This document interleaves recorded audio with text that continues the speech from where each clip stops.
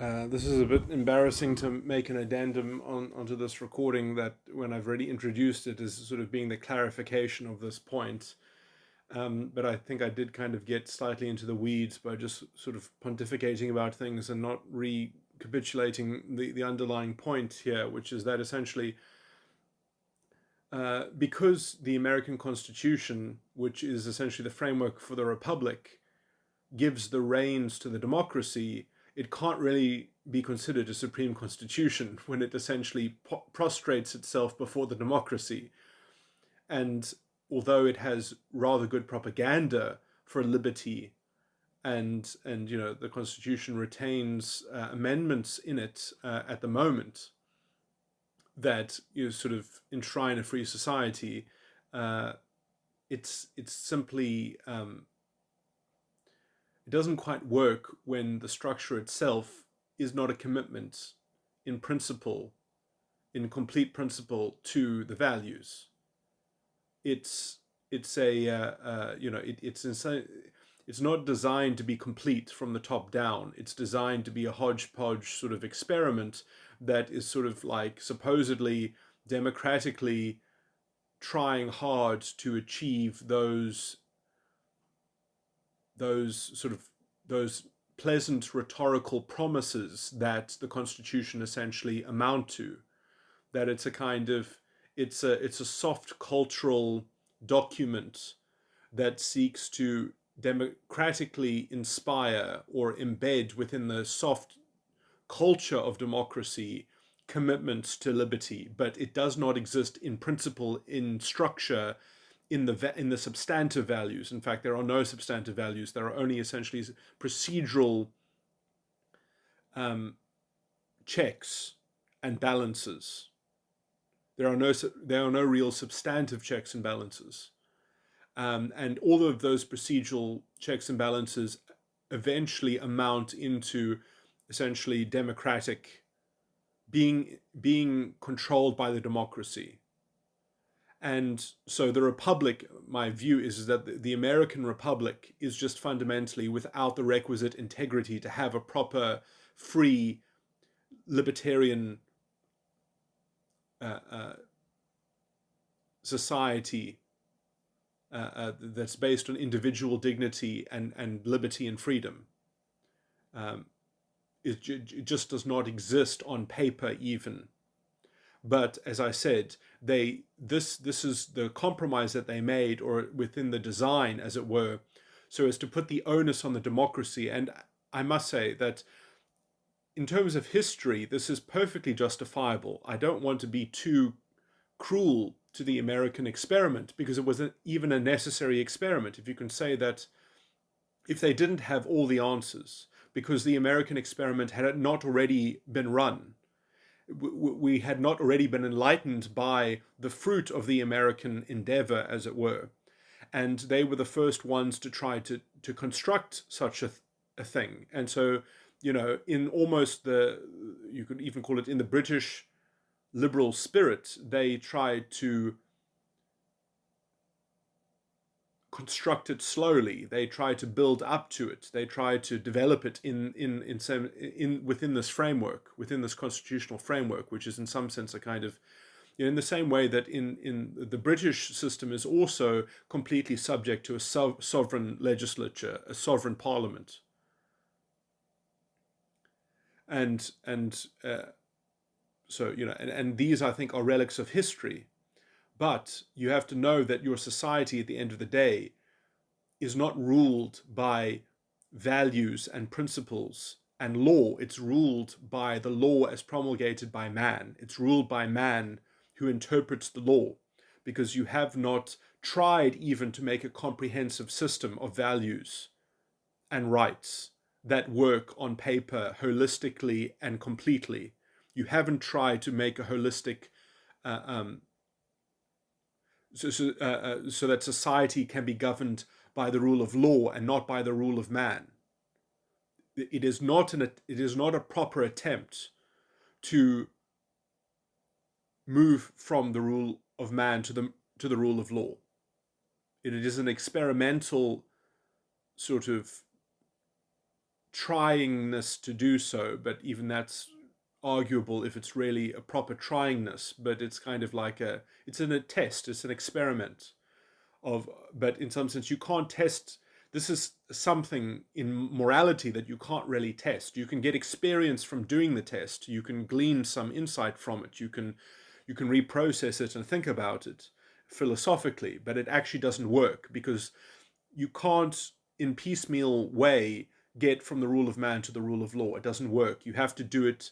You have to go ahead and do it. You have to what's the word, you have to nail your I don't know what the phrase is. You have to nail yourself to the petard and raise yourself up the flag. You have to commit. You have to fully commit.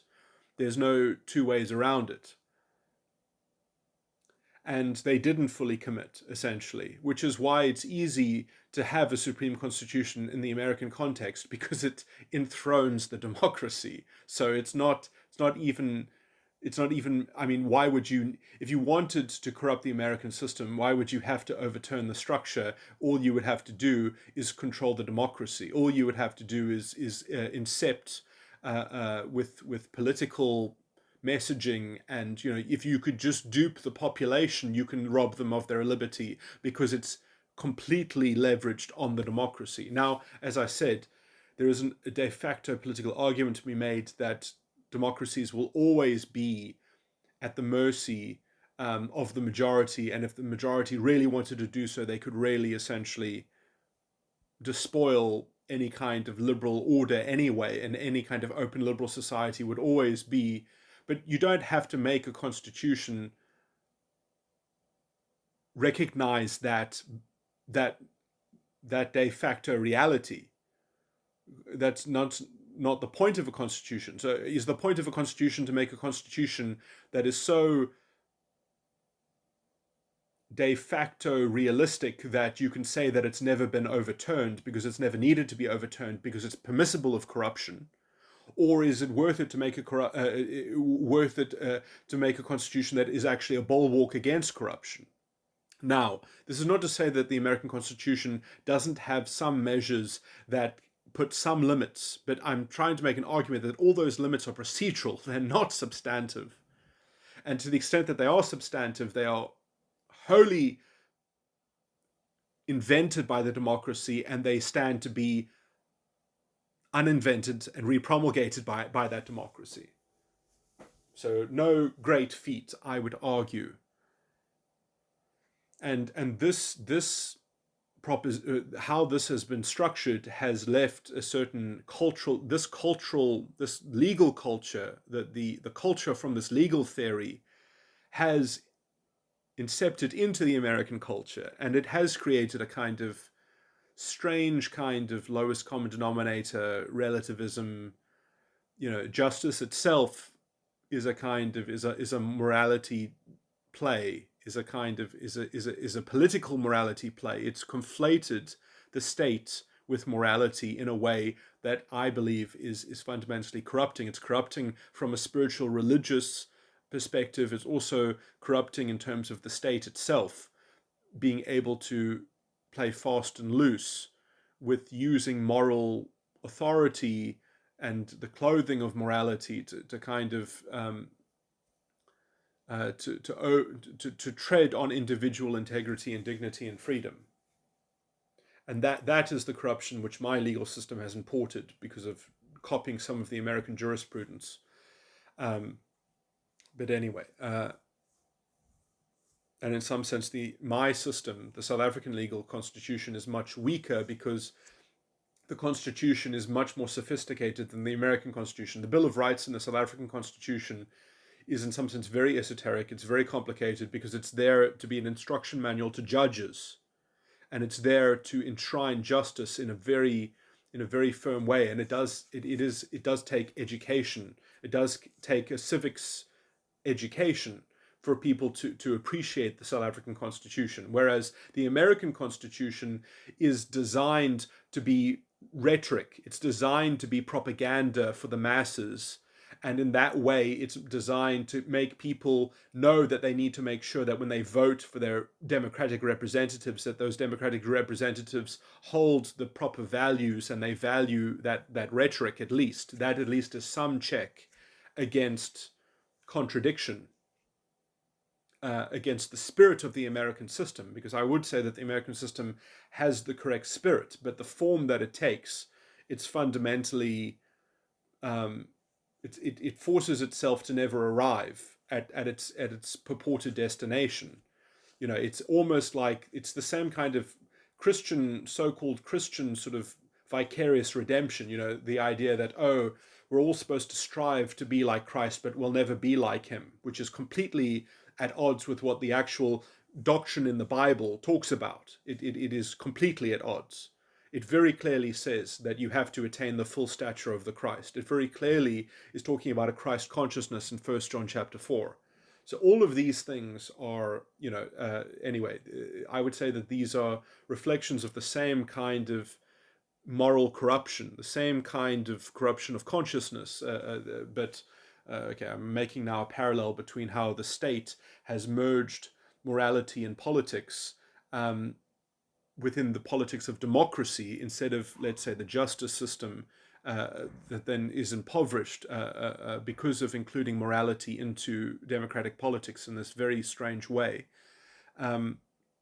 is similar to, sort of Christian, so-called Christian teachings, false teachings of vicarious redemption.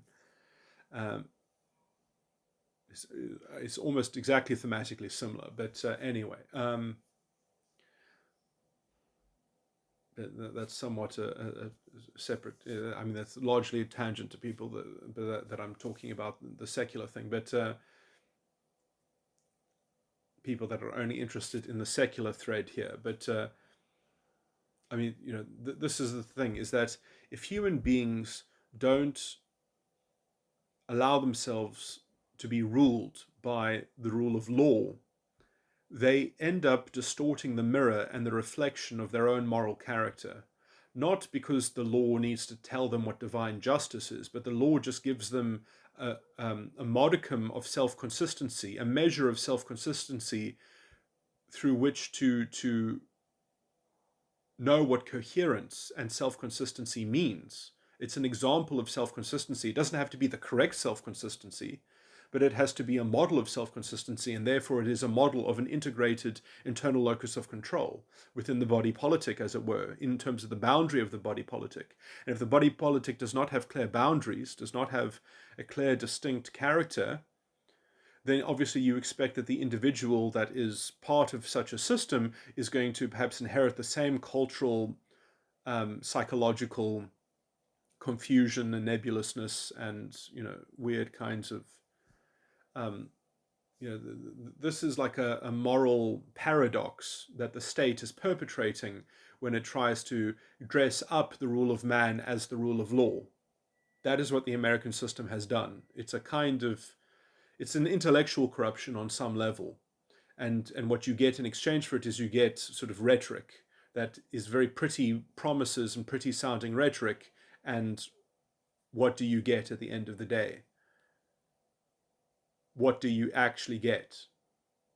You get a corrupt system, essentially, that has nice sounding propaganda. And this is a structural problem in the American system, is because the American judges don't have enough ammunition to help the individual against the collective, against the democracy, as it were. Because the Constitution just doesn't have enough substantive values. It only has procedural protections. It doesn't have substantive protections and benefits.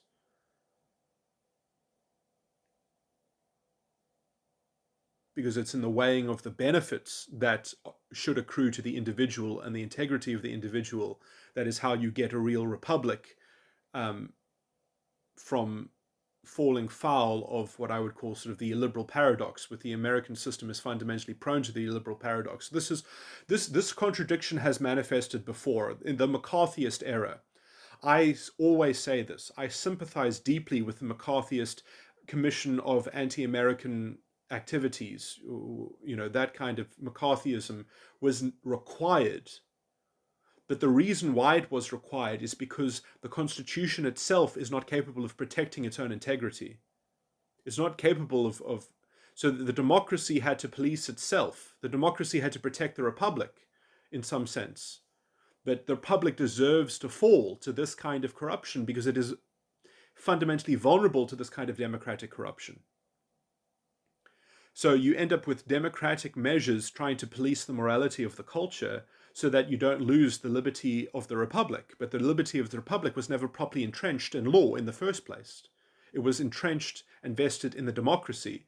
And then the democracy created its own little authoritarianism around the McCarthyism structure in order to keep the liberty alive. It's the wrong solution.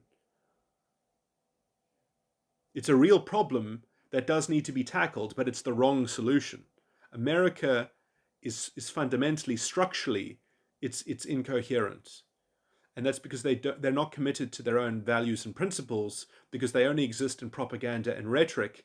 And the whole Republic of America is supplicant to the democracy, too much so. You can't have a democratic republic or a Republican I don't know what they call it. Democratic, it doesn't make any fucking sense. You have a republic, and then the republic can have an open liberal democracy. But that's not what America has in its constitution. The constitution, which frames the republic, essentially says that the democracy has the right to do whatever the fuck it wants with the republic. It can just create a new constitutional amendment saying the whole constitution is now null and void, and we now issue this new structure from here in this constitutional amendment and section. And as long as it's democratically upkept or whatever, there is this interesting argument about whether Amendment 14 can be sectioned out. There is an interesting argument about Amendment 14, that it's written, in some sense, Amendment 14 is the closest thing America has to the rule of law. The problem is that it doesn't entrench substantive values and principles, because it only enshrines equal protection. It doesn't enshrine equal benefit. Therefore, if you wanted to make the whole structure null and void, in order to maybe get over the Amendment 14, you could simply say this: you could cancel out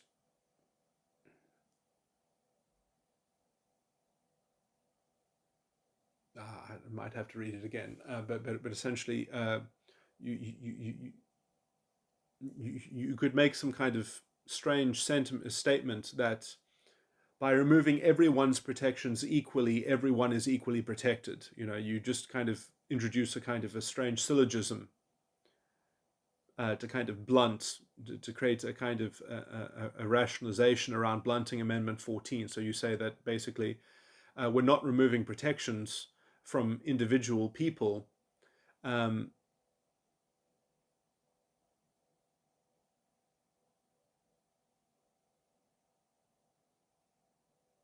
because we're removing everyone's protections simultaneously. And then you just kind of you're framing it around a different noun or something like that. So you're saying we are protecting the culture or the community or something like that, or we are protecting the nation, or we're protecting everyone's interests in this new noun, in this new sort of thing. And so you just kind of displace essentially the value of the individual for the value of something else. And then you could say that that other thing ends up leading to a better mechanism of providing things to the individual. And then you just kind of make a kind of utilitarian rationalization. And then you can kind of, you might be forced into making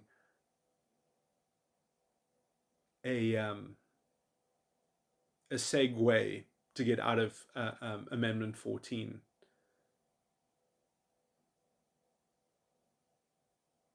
In fact, you could make an argument that some protections have a deleterious effect or something like that, or that some protections that have gone too far, and so therefore removing those protections from everyone makes everyone better and more and enhances their interests. and therefore they are being better protected, or something like that, or that they need to be protected from Amendment 14 or something like that because it constrains the power of the state to be responsive in some way. And so you make a kind of constructive utilitarian. Okay, maybe I've embarrassed myself making this last leg of this argument here. I actually need to read the actual framing. I need to read Amendment 14 again. But I would hazard that there would be a way to rationalize one. But perhaps I'm actually wrong. Perhaps there might not be a way to rationally negate Amendment 14.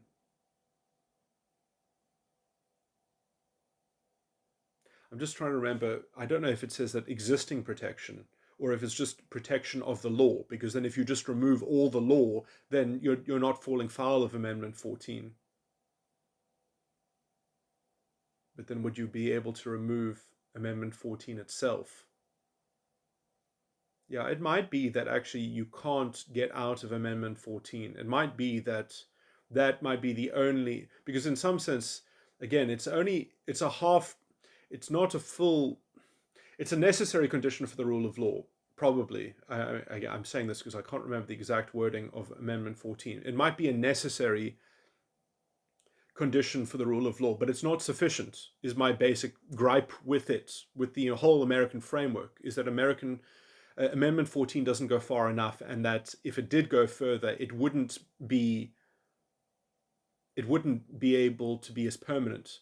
So this, in some sense, I believe that Amendment 14, okay, sorry, this is slightly confusing as I'm going around here, but so I'm basically saying that if you philosophically understand Amendment 14, at least in how I think it's written in my head right now, that it only guarantees equal protection of the law, that is a necessary condition for the rule of law, but it's not sufficient. And if you did try to create a sufficient structure for the rule of law, and you did try to make that a constitutional amendment, that extra leg would not be protected by the American structure. The American structure would not be able to hold it permanently, but it would perhaps be able to continually democratically endorse it. So I guess what I'm saying is that there might be ways to fix the American system, but that requires sort of democratically creating a constitutional movement for some kind of constitutional addition,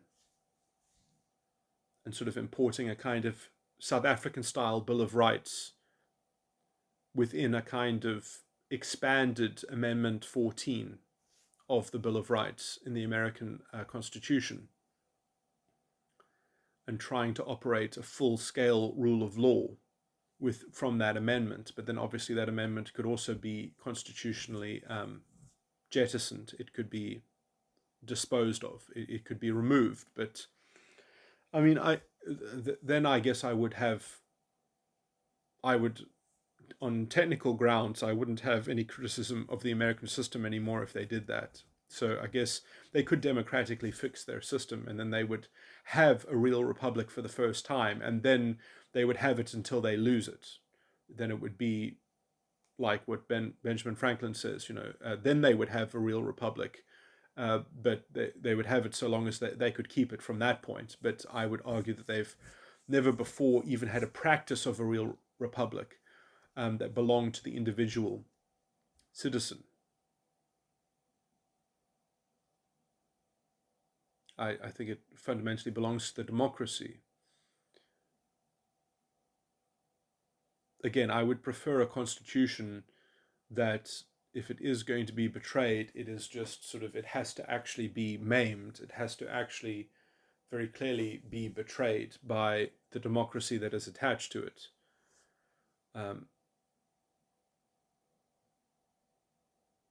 Sort of America's use of this kind of sacred propaganda is, I think, a fundamentally morally nebulous thing, that it does to its citizenry and to its culture, um, which I've already explained, is strange, or it's aberrative, or it's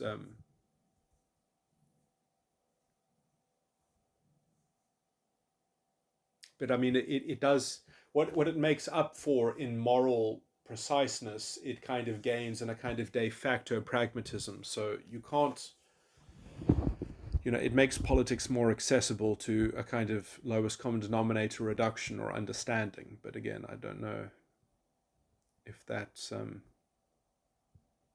anyway.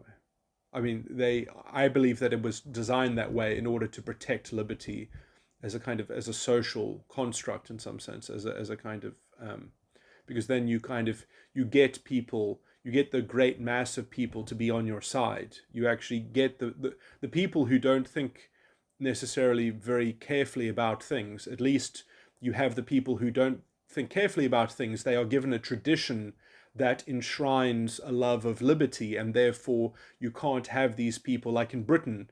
Like the common person in Britain is very much this kind of woke Labour voting, um, kind of socialistic, sort of nanny state demander. And at least you don't have that in America. Um, sorry, I'm not articulating that point so well, but that's basically, I think, the kind of the social, what you would call it, the social engineering aspect of the American Constitution. I think was certainly one of the aspects of the founding fathers' design of the structure. Um, and in some sense, it was designed to be an experiment in order to create a kind of philosophical fruit that could be used to spiritually edify history, or I mean, those who study history and those who look at culture. I think it was a lot of people have done a lot of spiritual work which goes under wraps, as it were. Um, anyway, okay, this is probably an important addendum, which this is a technical annoyance for me. I'm not sure exactly which recording I'm going to attach this to, because I've been making a lot of recordings recently, which I haven't uploaded yet, so hopefully this gets tagged on to the right thing. But so in terms of my general solution to essentially the mesmerizing mysteries of the blood and the flesh within the spiritual, let's say the proper spiritual understanding, and locating yourself, in a kind of in good standing, with not falling into a kind of abyss of a kind of paradox involving the Holy Ghost. Now, I just want to add on one complication to this issue, and show the necessary, or outline what essentially the solution to this problem is. So, if generally the solution is to have, let's say, a proper regulated boundary between your internal locus of control and the external narrative, meaning that you have to delineate where the world begins and where you end, and vice versa, where you end and the world begins, that this leads into, let's say, a practical problem of how to manage this when in practice. And when essentially you're given the opportunity, usually it's opportunity in management, or if you're given control, you can hypothetically imagine, well, I could just fix the world. I could just institute some rule, some governing structure that would avoid certain problems. Now, this is a very kind of alluring temptation, and I would argue that it is actually always morally sort of spoiled, and it spoils itself by sort of taking on God's perspective in the world. But but God's perspective in terms of the Holy Ghost, which fundamentally has a kind of paradox laden with when doing so, because you're basically creating some kind of knowledge of good and evil that's going to displace the proper central pillar of your consciousness, which essentially the tree in the midst of the garden is the tree of the Holy Ghost. Essentially, it is one way of framing it, but at least in a kind of in an allegorical picture. But my general point here is that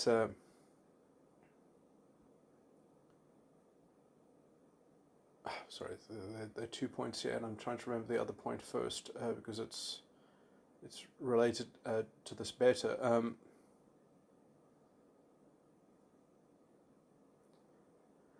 Is essentially, I do think that this is connected to the general structure of the fallen ego, or the false ego complex, that has to do with the enticed lust. And the enticed lust is a very strange sort of thing, because the enticed lust is not really on the side of the lust directly. It's more so on the side of the vanity. And the vanity is in service of the lust. And so the enticed lust is you trying to be creative with what the means that the vanity is employed in serving the lust. And so the enticed lust is trying to sort of create a creative adaptation. And you can often sort of self-delude yourself that you are creating some kind of efficacy or efficiency in finding a kind of way to override the core kind of moral precepts of having an internal locus of control and not merging that with an external locus of control. And what I've really tried to outline in that there should be two separate systems, that there should be, let's say, a private spiritual law which one fulfills, and there should be a secular law, and that these things should not cover the same things. They should not prohibit the same things, and they should not, and this is the space for one's private, let's say, soft cultural intolerance, that one should be able to express one's soft cultural intolerance about things and one's disdain.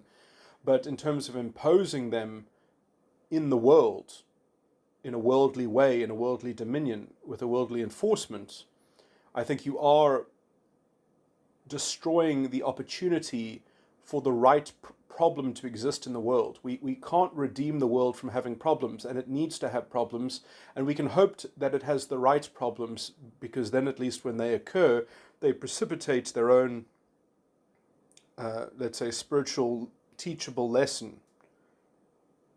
Okay, and that might seem like you could kind of make a devil's argument. You can play devil's advocate on this point and say, oh, well, aren't you then sort of aiding and abetting this, or you could have prevented some harm or something like that. And again, like worldly harm and all these sorts of things, we need to try to have the right problem, as it were. And how this problem ends up, this necessary problem, as it were, that needs to be precipitated in the world when people do certain things, so that they can see the reflection of their own actions in the world, so that it can hopefully be a kind of mirror of their moral anarchism, if they are morally anarchistic. So I believe that the secular law does need to have room for a kind of moral anarchism, but ordered in such a way, structured in such a way, so that hopefully, sort of in the soft cultural conventions and mores of society, as they are publicly debated or exchanged in public discourse, that people can contest their sentiments as to what the private spiritual law should be, or what morality should entail. You could put it like that, what meta-ethics. And that should not be about fighting over state enforcement or a kind of authoritarian. So you can't try to make the state into a Unitarian church, essentially, for morality. it must have a kind of moral logic in it, and a kind of self-consistency in it, but it can't go all the way into um, a fully it can't be fully coherent. It should be the secular law should be self-consistent, but it should not be fully coherent in terms of the actual because then you would be in a theocracy.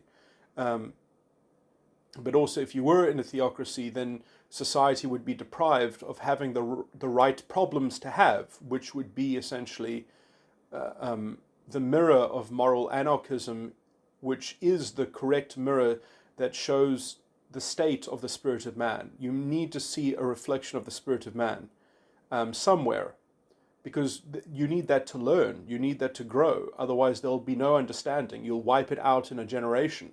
It'll just become a narrative that you are fundamentally born into and incepted into that you can never understand. Okay, so that's how I'm basically framing this. And so I'm talking about having the right problems and conserving the right problems in the world, which sounds like a diabolical thing if you frame it in some sense. But what this means pragmatically is that one is correctly agnostic about certain issues. And it is right to be correctly agnostic about certain issues, so that one does not fall into a fatalistic narrative, so that one does not reference an unfolding narrative, which in some sense, as a Christian, as a proper understanding of the doctrine, from a Christian who properly understands the doctrine, you'll understand that the narrative can be said to exist, but it is contained and contended by the Holy Ghost, which you live in yourself. So you can't see it. You live inside of it, so you can't see it. So to presume its unfolding narrative, sort of script, is to fundamentally commit a kind of forbidden knowledge, which would amount to claiming a knowledge of good and evil. Now, you can still know good things. You can still have an understanding of what is good. But a knowledge of good and evil that is a kind of dichotomy in terms of the narrative is, so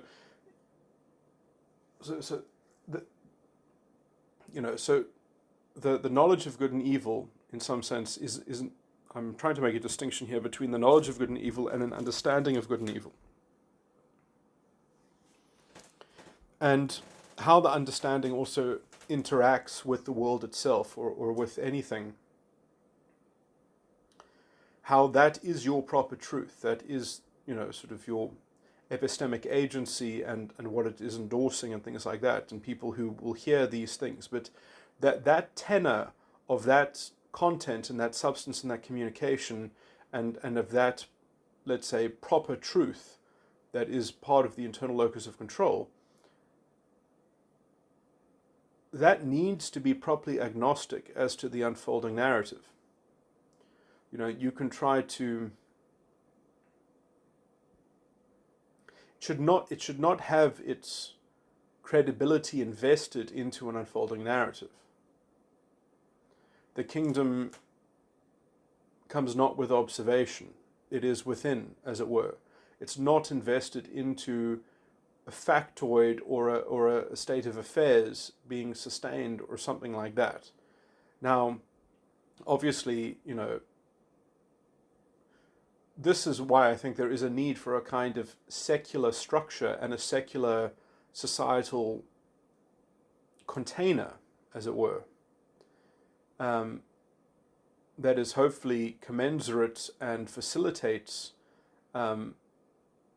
spiritual life, but it should not be seen as the political wing of a kind of Unitarian church, although I guess some people could say that constructively I'm trying to have my cake and eat it. And I will even concede that to some degree, because, as someone who says that they're a Christian and that, the kingdom of God comes not with observation and it is only within, I have a lot to say about politics and I have a lot of commentary about critiquing legal structures and for moral reasons. So I mean, I can't apologize for being as esoteric as I am inclined to be. I guess is what it fundamentally boils down to. But was sophisticated, in my judgment on these things. But I mean, in some sense, I'll just say that this has always been part of the libertarian tradition. This is always, and obviously some people in libertarian circles don't like it when things take on such a deeply intricate, kind of worldview, because it ends up looking like a cult in and of itself or something, and they they just wanted to have a kind of political discussion, and they don't want to sort of get into, sort of esoteric religious, sort of worldviews. And either way, I think a lot of my arguments would still find purchase with such people, because obviously, there is something called the liberal intolerance paradox, and libertarian open societies need to find a way to surmount this problem. And if they don't seriously do that, which I argue that essentially the American system has not found a way to do that. In practice, they have found a way to do that by essentially debasing or being hypocritical about their own structure, which recently in this line of recording I pointed that out in the like the McCarthyist Commission on Anti-American Activities, kind of thing, was, I think, it didn't sit well inside the constitutional propaganda rhetoric, or the constitutional structure in terms of how America is envisioned. But I am completely sympathetic with this thing that was created, because it was a practical necessity to save even the American experiment and the project. But in some sense, if you have to break your rules, the rules of your game, in order to continue playing the game, then you have to concede on some level that the game that you're playing is fundamentally, it's defective in some sense. It has some quite fundamental deficit, which I believe that I have diagnosed and I have criticized, essentially. And that essentially it doesn't stand up for its own principles. The American Constitution is a nice idea in its rhetoric, but it doesn't translate into structure, and in some sense it gives too much of a free hand to the democracy to not keep those pretty promises and those values, and those supposed, sort of the sanctity of freedom and liberty and all those sorts of things, are essentially just window dressing on what is essentially a kind of a democracy which is primed with pretty good propaganda and pretty good rhetoric for freedom and independence and liberty. So it ends up being governed by a kind of soft cultural moral argument, which has to be constantly funneled into the political system to keep the political system from too badly eroding or degrading the actual promise of liberty which it offers to its citizens, which it doesn't properly deliver, which people will know if they go to court, that the court is not there to be on the side of the individual, it's there to be on the side of the legislature. It's there to in a weaseling way, reinterpret your rights, your constitutional rights even, which, even didn't even necessarily recently apply to the states. It only, people don't even know this, but the American Constitution essentially didn't apply to the states. It applied only to the federal government until the 1950s. So you just understand what a shambles the whole coherence and integrity of the structure is. It's not there to give judges ammunition and proper principles to stand up for the individual when the individual is essentially being encroached on by the democracy. The individual has no real protection against the democracy. The democracy can even completely section out all of the constitutional amendments. All of the guarantees in the Constitution are essentially there to fall away. And obviously there is a kind of de facto realism in that. But if you're going to try to have a supreme constitution, you might as well not make it a supreme constitution if it already gives up the ghost to the democracy. If it's already relegated itself as being essentially the hollow puppet to be, to be used as a kind of ventriloquist would use a puppet in terms of the democracy. That's just waiting for abuse. That doesn't have the structure really in place to safeguard the abuses and, in some sense, the kind of fundamental moral contradiction of all of this stuff, which is that you have to have the rule of law. You can't depend on the rule of man, and that is what makes the American system fundamentally corrupt, is that it does not properly have the rule of law. Equal protection of the law is not enough. You need equal protection and benefit, and those benefits need to be properly delineated in a coherent structure so that the substantive law can be, in principle, complete. But the substantive law in America is never complete because it's there to be radically revised whenever the democracy decides it wants to do so. The democracy has too much of a whip hand over the republic. The republic in America essentially is rented space from the American democracy. It is a complete subordinate. The republic in America is a sham for the democracy to abuse, essentially. And so you end up enticing the creativity of the legislature, and because in principle it's always just an experiment and you can always just radically repromulgate things, that whenever you're a litigant going to court, you have to actually just see what the state of what the current thing, what has the legislature, what has the intention of the legislature amounted to in the current structure that exists, and you are subordinated by that, and maybe that will even be radically changed next year or whatever, when the entrenched interests or powers would ever change the form of the law, even if they had the best of intentions, even if they didn't have vested interests or you didn't have the general sort of political corruption or whatever, the structure of the law needs to make sense on a kind of philosophical consistency. It needs to be coherent and it needs to work holistically so that everything is covered.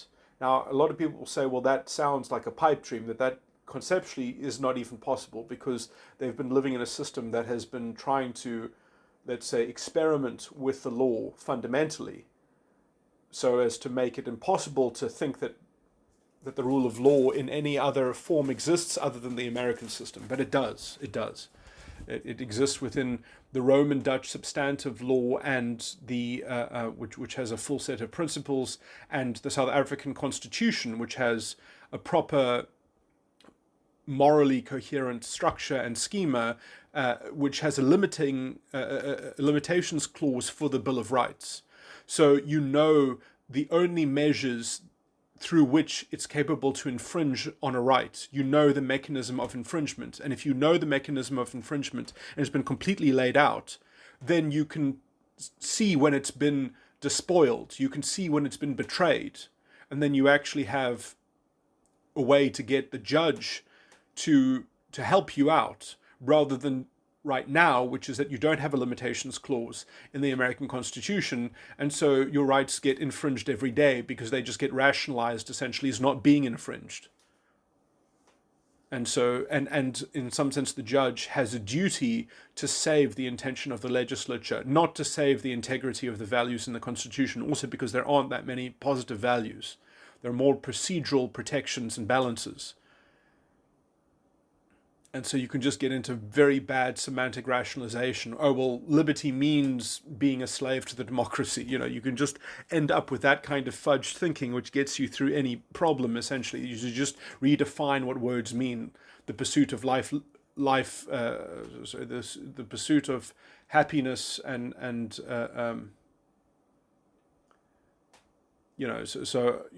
happiness means having a democracy that gets to have its say, living in a society that has a democracy that is this, that's the kind of, where do those principles, like those principles, they have no rigidity. The semantics have no rigidity if they don't come with a full set of principles and substantive values to keep them in practice, to keep them, let's say, contended in the justice system. but your justice system in America is completely unilaterally dictated by the legislature or framers of state constitutions or amenders of state constitutions or of the federal constitution. So this is, look, at the end of the day, we are sort of realistically at the mercy of a democracy, generally speaking, because there's nothing stopping a democracy from saying, well, we're just going to recycle the constitution, we're just going to explode it, we're just going to forget about it, and we'll just turn ourselves into a tyranny anyway. But if your piece of paper, if your constitution essentially doesn't need to be thrown away because it's so fundamentally pliable to the democracy anyway, then what's the point of even having it, is my general argument. Which is why it's important to establish the integrity of the restrictions on the government, but also or the restrictions in the law which can be applied against people for infringing fundamental rights. And there is nothing like that in the American structure. I mean, a lot of people are even I've heard some stupid arguments about people who don't even like the idea of fundamental rights or human rights or something like that. I think that's well, maybe I'll make a video about that. But I mean, I think that their general arguments are a strange kind of red herring, and their strange conclusion to everything is just that we should have decentralized government, that decentralized government is the answer to everything. No, I don't think so. I think having large-scale systems and structures are great because, again, they show us the effects of our bad design, of our bad structure. And that doesn't mean that it's not possible to have a better structure and a correct structure. It just means that you have to make the right diagnosis. And simply decentralizing the corruption it might be a practical solution in some historical contexts, but it's not. It doesn't fix the fundamental, let's say, philosophical conundrum that's inherent in that. So anyway, okay, that's about the end of that idea. So what I'm just trying to wrap this back around. So the issue here is that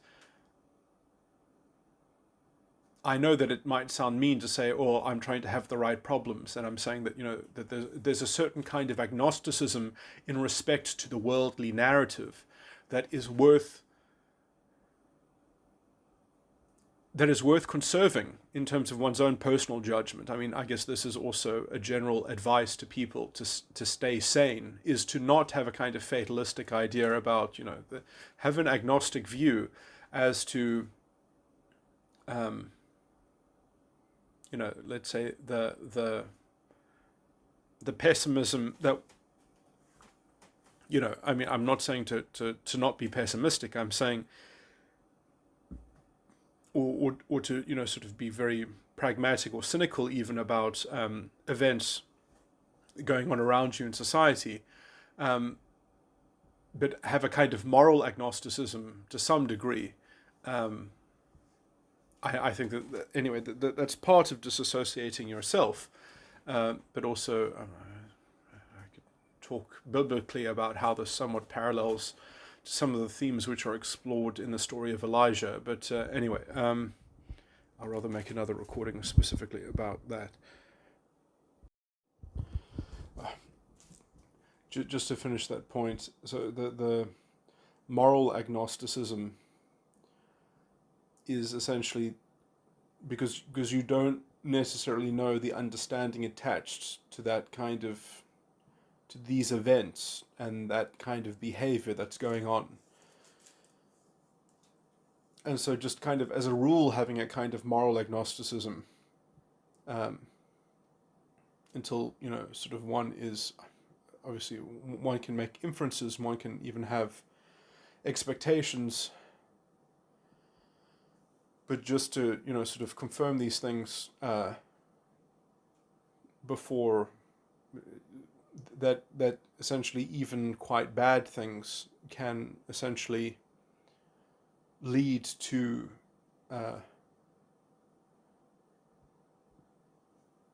essentially opportunities, as it were, for spiritual growth and development.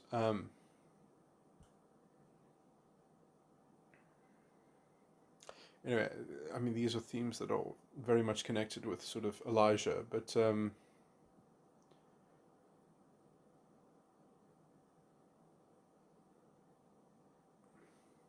anyway,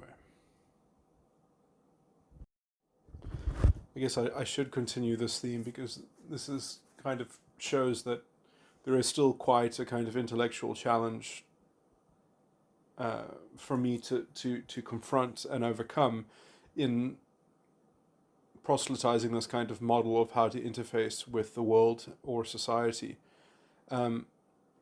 Because essentially, what I'm trying to almost say is that perhaps one doesn't have to. You mustn't sort of confuse this. When I say agnosticism, that is not to say sort of not to act, not to engage, not to even express your views on it, but essentially to know that what you're expressing your views on essentially is not necessarily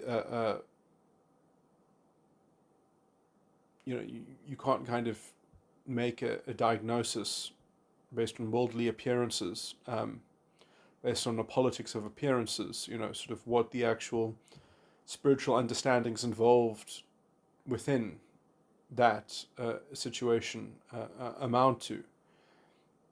And so the kind of agnosticism is really sort of in terms of, let's say, the highest caliber of your own internal locus of control, but sort of closer to the periphery of your internal locus of control, closer to the boundary between, sort of where it even extends out into your actions in the world, that have to do a kind of diplomacy, that have to kind of compromise in some sense to rendering to Caesar what belongs to Caesar. And in some sense, well, what happens if you then have a whole population or a whole society or community that has the same general moral standard? Well, and you have to institute some kind of government. How are you going to structure that kind of government?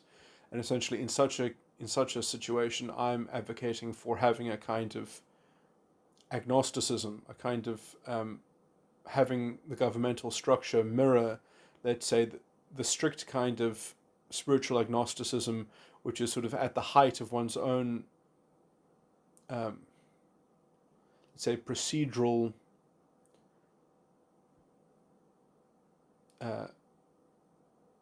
alienation from displacing the Holy Ghost, right? And so you end, I'm saying that essentially what real Christians should support is a kind of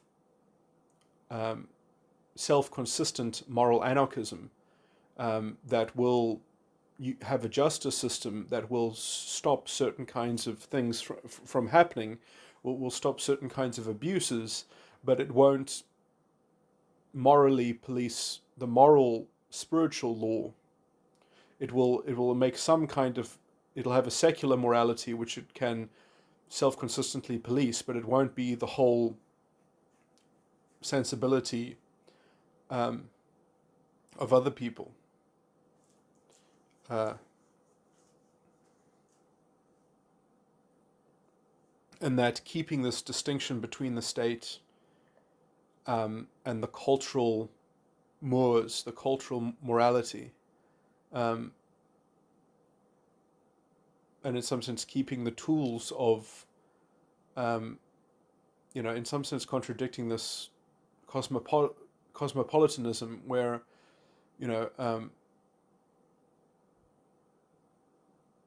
where perhaps we should engage freely with other people and within public discourse and public debate, but that, in some sense, having a kind of soft intolerance of other people should be seen as part of the repertoire, as part of the natural things that we have to tolerate about having an open liberal society, is that, certain kinds of intolerance perfectly within people's rights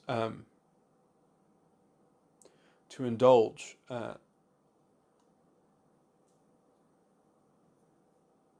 or to leverage in a kind of soft cultural arena. And delineating that is perhaps requires some detailed way to do that, but that just then means that then you can actually have a proper dislocation between church and state, and people won't try to get from what they can get from church or religion. They won't try to get that from the state, because the state is not something that is capable of contending that kind of missing piece.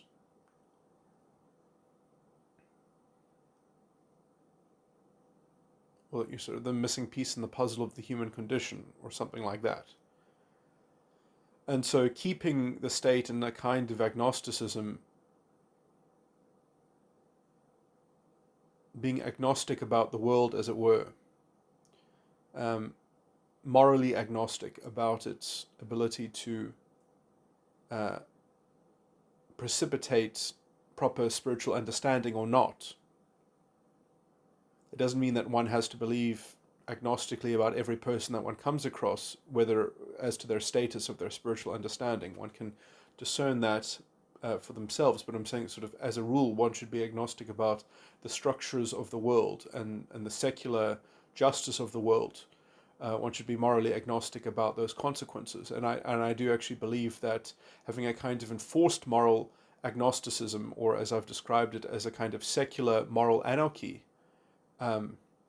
within the justice system of the secular state, is the gold standard or the ideal, because it is a perfect reflection of what the world is capable of doing and what the world cannot perform and supply. And that must come from, let's say, the soft cultural sphere, the private sphere, the religious sphere. That includes the religious sphere. And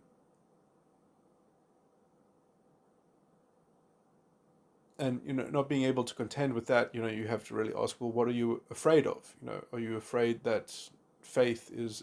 I mean, I do think that this kind of setup that I'm describing would be misplaced in some so-called Christians' worldviews, because essentially the functioning within their own faith, their own structure of faith and their own structure of belief is so fundamentally vicarious, based on some kind of external locus of control, some narrative, some vicarious redemption, some twisting of the doctrine.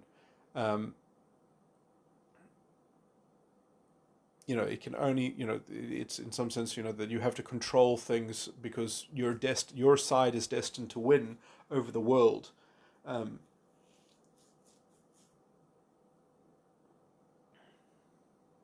Some kind of enticed lust testing of the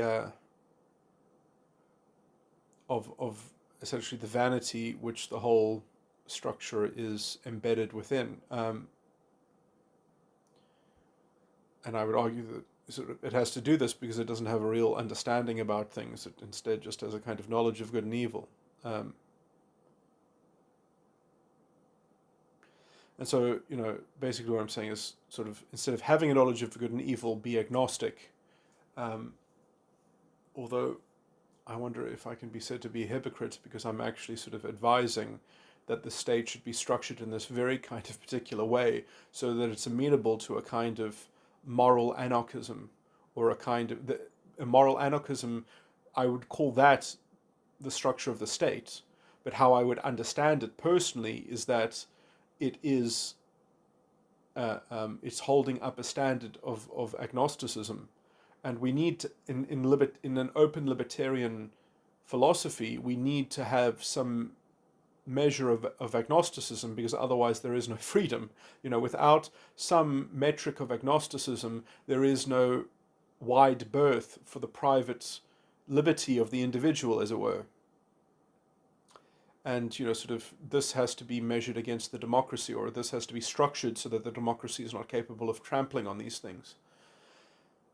But it's interesting because thematically, I mean, I've already made this point. I'm just going to slightly reiterate it now. So it's almost too easy, on some oversimplified readings of religion to understand the world from the spiritual perspective, but you have to also do the converse.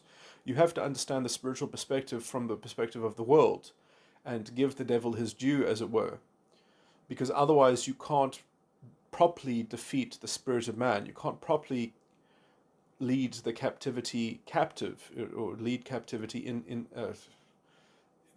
you know, sorry, I'm messing up the particular scriptural line there. Um,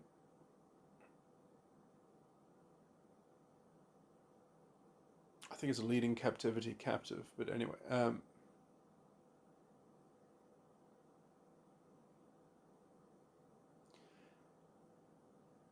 might be a slight mistranslation because I've probably heard that the most from from someone who is into a different translation than I'm in. But anyway, that's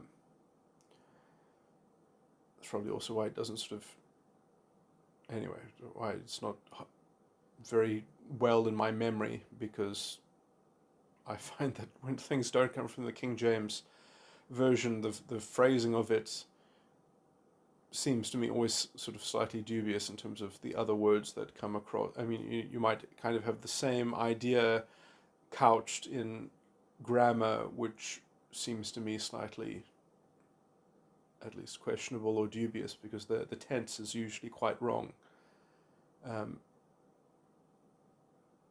The King James is quite interesting that the writing in the King James is in the right tense. It brings the phrasing correctly into when you're thinking about what it says. It's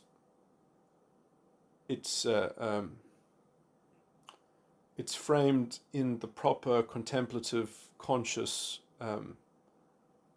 lens of actually emulating that sentiment, or emulating that sort of construct or grammatical. Anyway, so this is a tangent. What was I saying? Yeah. So,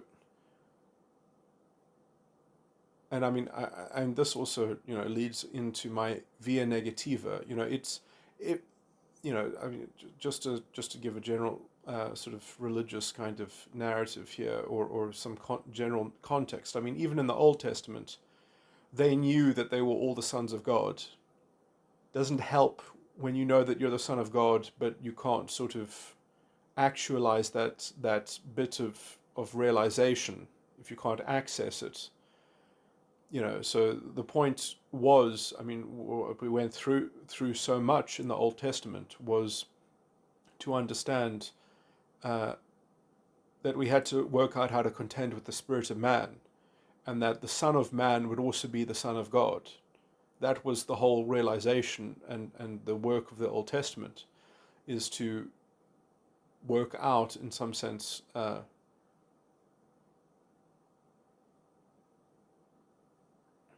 psychotechnology that Jehovah saves the anointed of God, which is literally what Jesus Christ means. His name means Jehovah saves.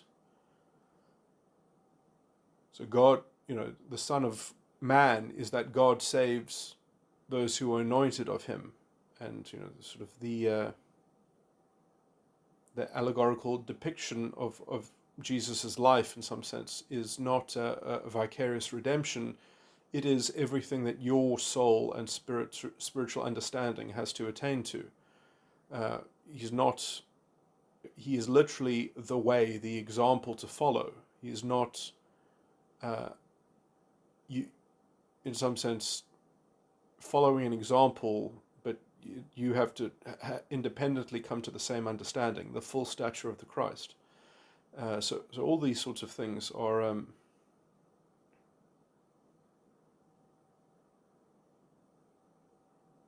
I mean, they're obviously slightly shrouded, because they talk about the sacred secrets, they talk about the mysteries. Um,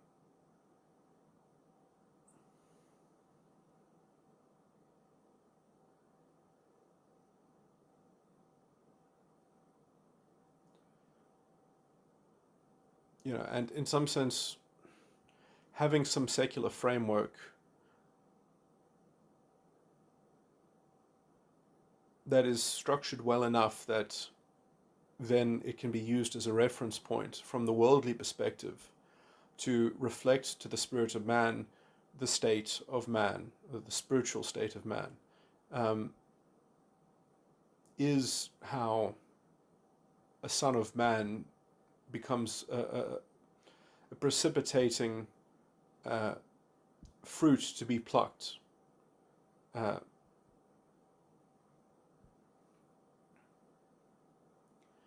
And so, I mean, I talk a lot about having the right problem, as it were. And I mean, I can extend this to say, I'm very happy with the current state of culture and society, because all the problems that people have that are generated by social media or technology to one extent or another are really self-imposed problems.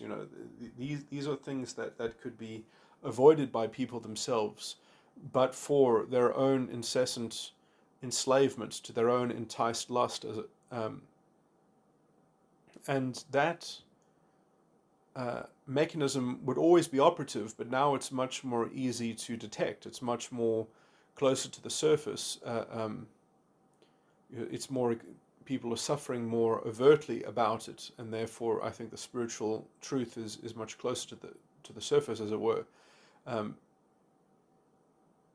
to be made aware of, but also then to seek to control that, or to avoid that pitfall, as it were.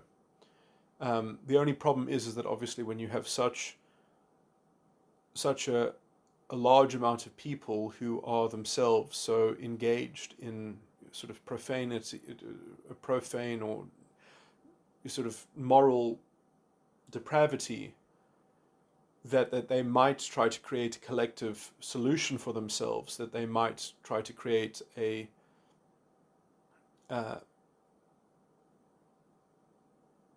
kind of collective solution to this individual spiritual problem that they have, and sort of scapegoat the problem onto somebody else. And that can be quite volatile and dangerous, because sort of if these people get hold of secular power and things like that, so that they can try to disguise from themselves their own moral depravity, then you've got a kind of a spiraling, a problem that is capable of sort of lashing out quite violently to divert the iniquity of their own arrangements, and shunt that onto somebody else. Would be nice if we had secular structures that were capable of protecting us from these things. Where, places where they do exist and they've gone in South Africa, the constitution has largely been betrayed by our own government, and by our constitutional court justices, who have egregiously reinterpreted the Constitution to come to opposite conclusions as to the guarantees that are contained within the Constitution. So, you have very dangerous things happening, but at least in South Africa, you have a moral record of that betrayal of integrity, whereas in America, although you can say that people are doing things in an untraditional way, can pretty much be fairly easily argued that the system itself is a kind of glutton for punishment, as long as you've got the democratic mandate behind you, sadly.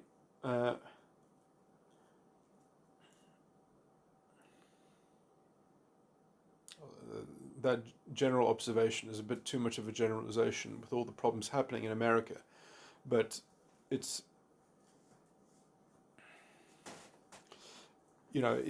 I find it stupid that in America people keep on having to make procedural complaints against the abuse of power when there's no real substantive ammunition to complain about it. That is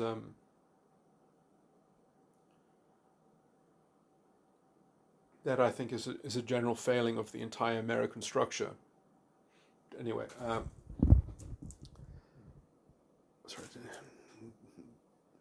So yeah, I'm just trying to put a bow on this kind of agnostic, and I think I can't even put a general kind of bow on it. I'm sorry, I'm trying to tie up this into like a simplified sort of motif or a kind of conclusion or a summary, and I'm finding it hard to do so because it just, to me, obviously it seems slightly disjointed, and I think it, at the end of the day, it is fundamentally disjointed because in some sense, my sensibility about these things and my advice on these things, my personal advice to people in terms of how to construe this, it is in a very kind of humble, individual perspective. It's not on a narrative. It's not on a fatalism. It's not you do this and I promise history will go your way. In some sense, it's a much more hopeful kind of ideology about, at least in terms of the political prescription and the structure of the state, is that it wants a correct structure to be in place, but then it still has to hope that the structure will be maintained or it won't be betrayed. And I think that that is a good hope to try to have. I mean, if you're not going to have hope in one's life, things are never going to be guaranteed. And I do think that in some structural way, this is also what led down the American system, is they developed a system that would stand the test of time, but they won't. What's the point of it standing the test of time if it doesn't entrench things, if it doesn't use if the Constitution doesn't have a supreme status in a way that actually enshrines something that's worth preserving, if all it fundamentally preserves is a kind of democratic accountability to its own democracy. That's all it really sort of does. And I would argue that it doesn't even guarantee a kind of self-consistency within that model of democracy. And it abuses the structure of the state, or it rather, the structure, sorry, I meant to say republic, not state. It abuses the container of a republic in order to just do that, when the republic should be the thing of the individual people. But it can't be the thing of the individual people because the democracy takes up too much space. So it's a waste of a perfectly good republic, essentially, to do very little in terms of the structure of that republic. Rules that are there to make the democracy accountable to itself only, which again is a general, I would argue, rule of man. Anyway, so I mean, I have making two kind of arguments, a whole lot of other arguments, and sort of the general sort of thing of the rule of man versus the rule of law.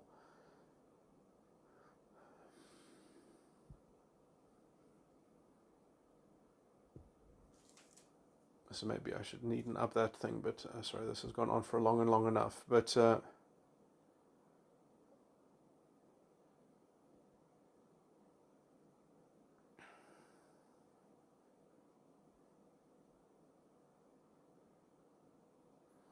yeah, I mean, I guess that's my general problem with the American systems. It doesn't have a proper self-consistency. It just has a kind of procedural self-consistency. It doesn't have a substantive self-consistency. But to have the rule of law properly, you actually have to have a substantive self-consistency that also has the right substantive values and principles, I would argue, as well.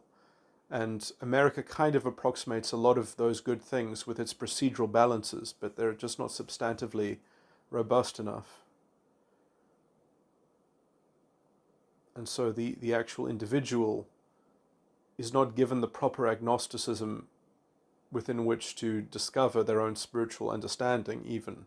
I think that that's the general problem with that version of statecraft, which is not ideal, but I mean, again, I don't expect there to be ideal states necessarily. I mean, I can hope that I should try to institute some or encourage the institution of such, but I don't think that this spoils my reality to coexist with such things.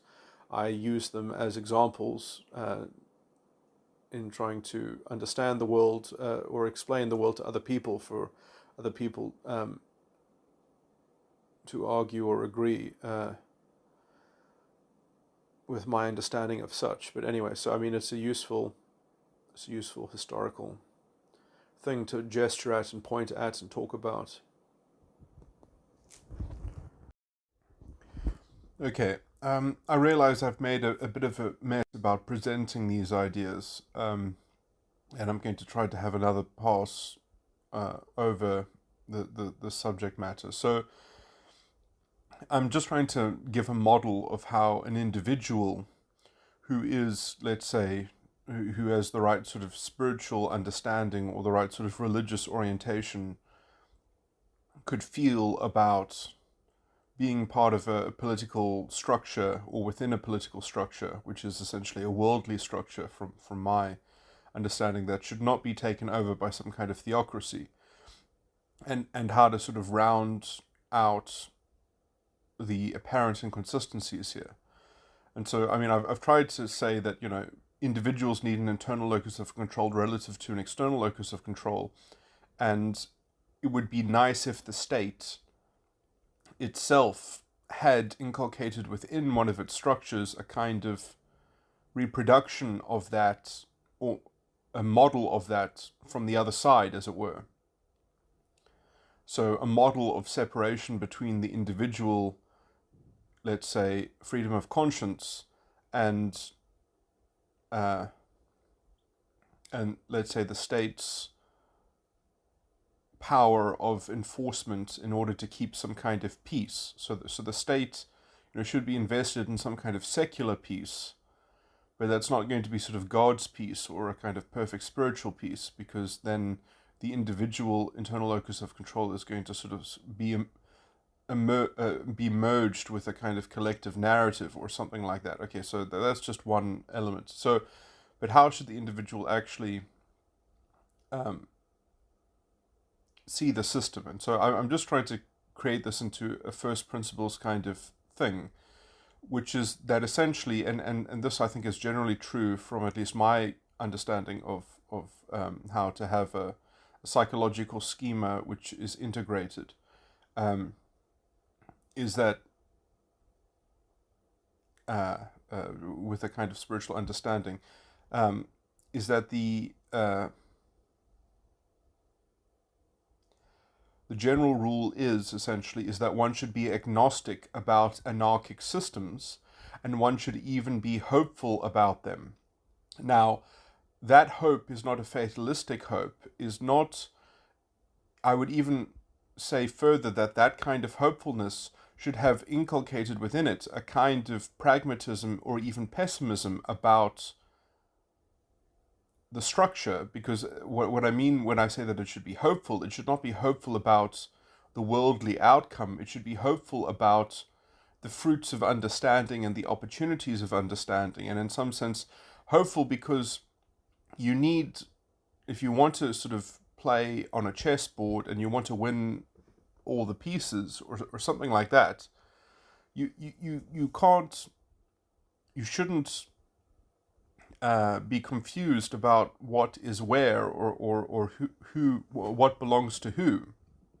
And so it's better to play on a chessboard where you know the people who are on your side, or you know the people who have the same, you don't even have the metrics on which that you could judge your own, if you do want to track these things as a collective, where other people share your values or whatever, where you can't even discern if other people really truly share your values or not, or have the same sort of style. So I mean, I think for hope to even be viable, you have to kind of have a keen distinction, as it were. Not that I'm actually myself invested in having to take over the world. I think that this is also a misreading of the scriptures.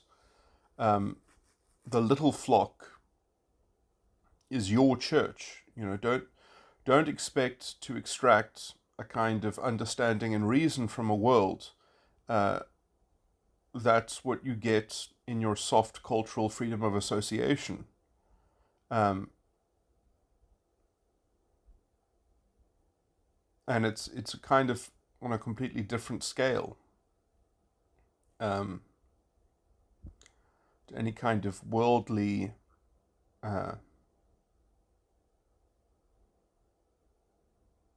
consolidation.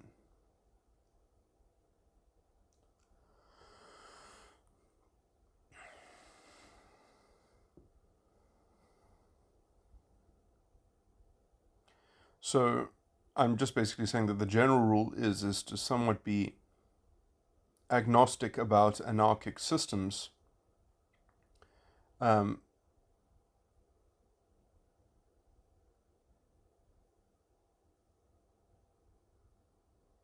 but also, I mean, if you have the power, if you live in a democracy, to try to drive that anarchic system to reflect optimally, or sort of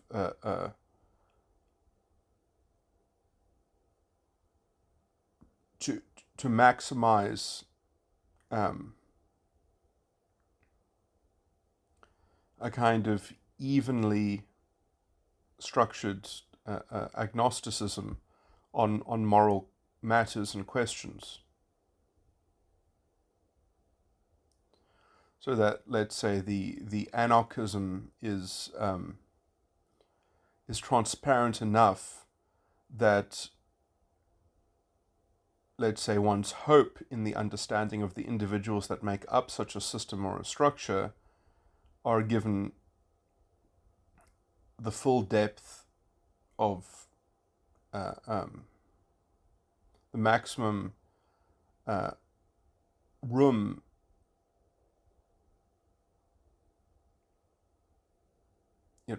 So the object that one is being hopeful about is given a full course, or a maximal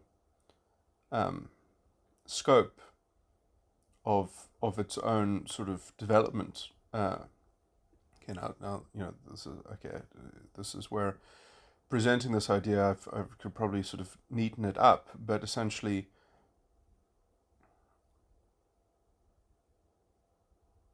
you're trying to give as much room for sophistication and development of the individual understanding as possible. You're trying to maximize the latitude that individuals have, which is somewhat the hopefulness that one has about. Uh, Again, like, the hopefulness is not a sort of a direct fruit. It's an indirect fruit of the agnosticism. So it's that one judges the anarchic system agnostically, so that one can be hopeful about the individual understandings of those people contained within such an anarchic system. But as I said, that hopefulness itself is not optimism. You could say it's an opportunism that you can yourself drive and make within such a system, within such a structure. Um,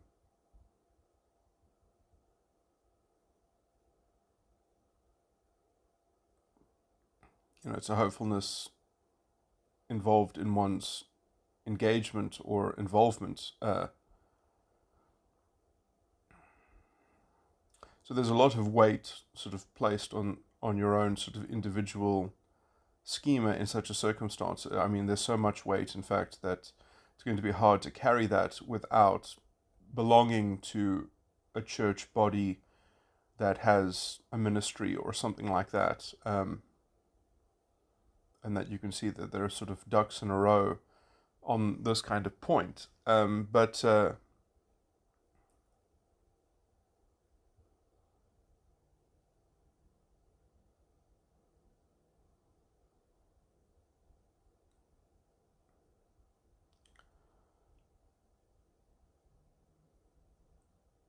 and you have to hope, you have to have quite a high hope in order almost to mitigate or overcome the arduousness of this entire setup, which makes it almost seem that the whole system is tilted against you, because the whole system is sort of fundamentally almost prone to what's the scientific term?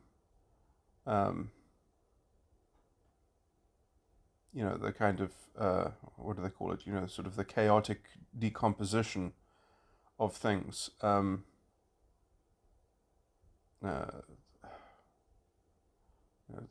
the kind of the stochastic or statistical um,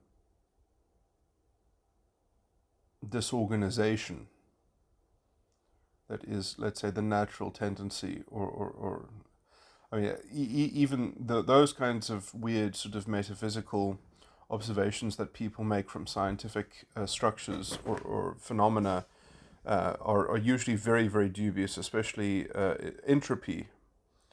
You know, sort of, you know, all the kind of,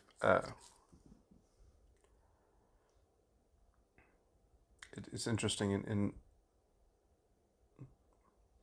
at least where life is concerned, entropy is certainly strangely dubious. That although we might be at sort of a lower energy state, that we somewhat gain in a kind of emergent sophistication. So even though some kind of physical quantity might be dissipated, you have some higher rate of sort of information compression and sort of exchange, that other things are going at a higher velocity, but those things are sort of not physical things. They are sort of immaterial things, in a philosophical sense. But anyway,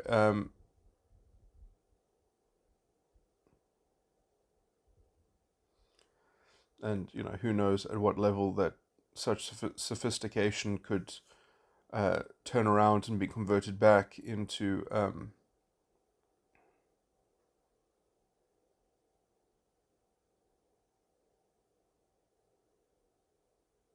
a way that sort of games the system. It's also interesting that entropy and, you know, the supposed heat death of the universe that is predicted by thermodynamics and all that kind of stuff is doesn't take into account subatomic physical properties.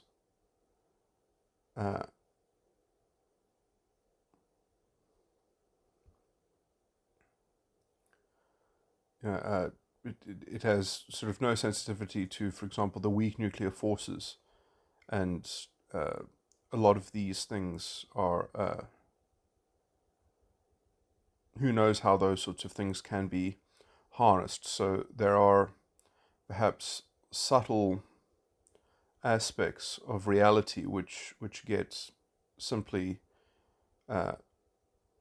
they get blatantly ignored in order to make certain predictions, which are by no means, you know, they work on some blunt level of analysis which has sequestrated out of it all these other features, so that it can make its prediction.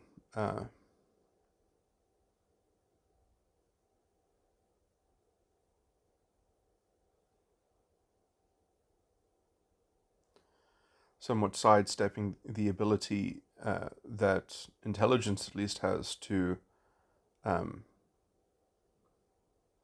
link up and include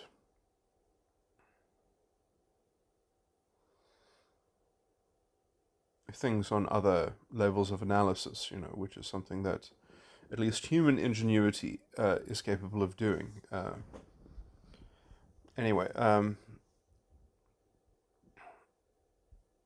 so I'm somewhat making a general sort of analogy of how you can overcome certain sort of predictive things.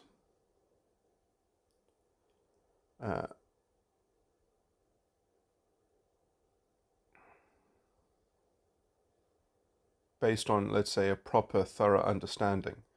And overcome the world and be hopeful about understanding people's understanding within the world, and, you know, sort of being brought into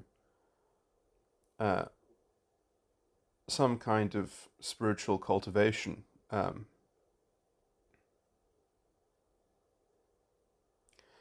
Anyway,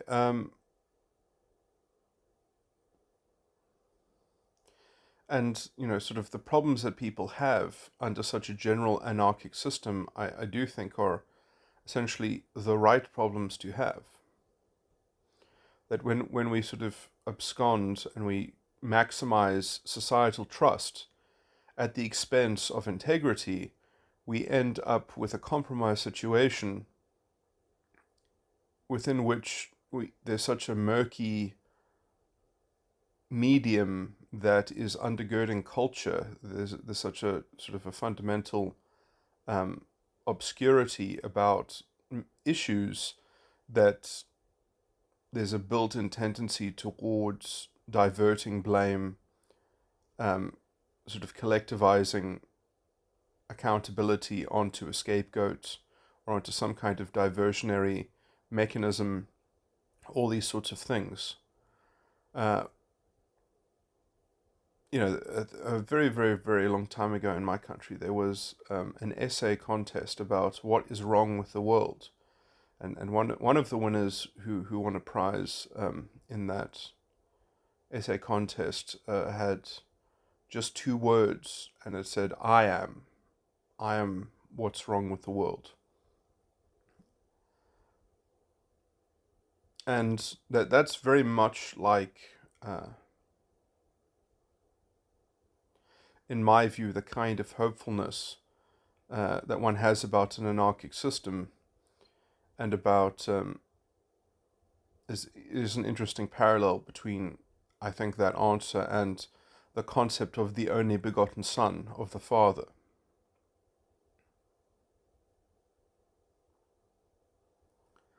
That you have bootstrapped accountability for the world. And there's an interesting paradox within the Christian scriptures, which are sometimes not properly understood, when when it says things like, "For God so loved the world that He gave His only Son," essentially to save it. But what is not properly understood in that is that the Son has come to save the world, but the Son does not succeed, because although the Son offers redemption to the world cannot receive it. The world is not redeemable, but there is true salvation being offered to it, as it were, that it's being redeemed under the bootstrapped accountability that the only begotten Son takes for it.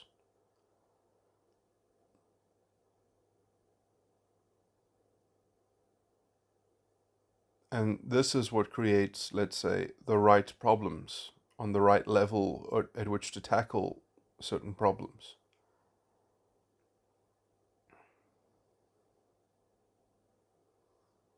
And those problems just don't occur unless you have an anarchic system that has a kind of moral anarchism.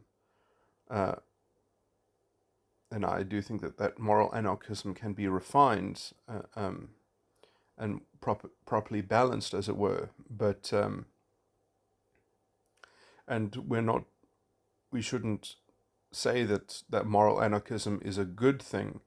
We should be agnostic, in some sense, about it. Agnostic in such a way so as to focus our attention on the understanding of the people that are operating within such a system, and putting the blame on that level of moral analysis, not on the level of the anarchic system, as it were. So we hold out agnosticism with regards to the system so that we can focus our, let's say, also holding other people accountable and responsible for their choices, and say, no, the system didn't choose your decision for you just because it permitted it. You chose your decision for you. And that is the right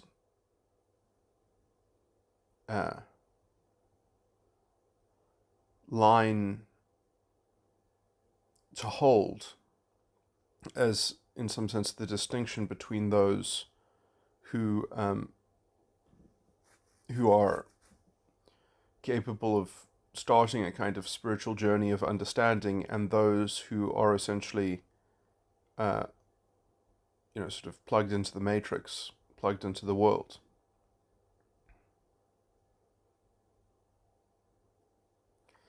And who takes responsibility for the bad things that then happen? Well, you could say, well, it's the condition of the understanding is taking responsibility for these things. And when people are responsible to their own non-understanding, if they are responsive to their own, if they're sensitive to their own non-understanding, then that is, sort of what inclines them vis-a-vis their spiritual need, that essentially that they are already starting to see that the Son of God within them, the only begotten Son within them, is already burdening, or is prepared to take on the weight of and act as judge, because in some sense it's the condition of itself within such a mind.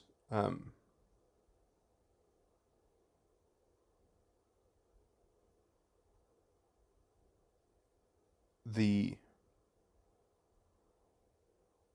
sin of the world is put onto the understanding, is burdened by the understanding. And that is how the mechanism of assimilation, as it were, from a non-understanding to an understanding, how an external locus of control to an internal locus of control develops. And so redemption is offered to the world, but the world cannot receive it. Only those who are chosen, who are heard of the call, who are callen. Is that a word? Who are called.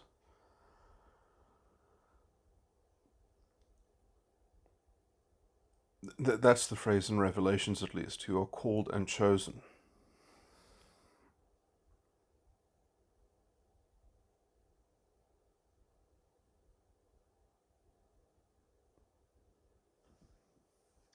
Anyway,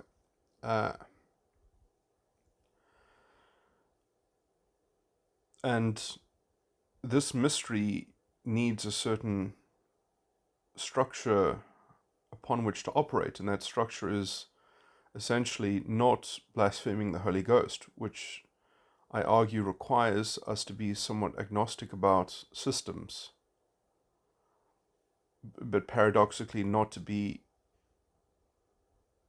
even pragmatic or pessimistic, but still hopeful about the consequences of those systems, but that they are producing the right problems to have.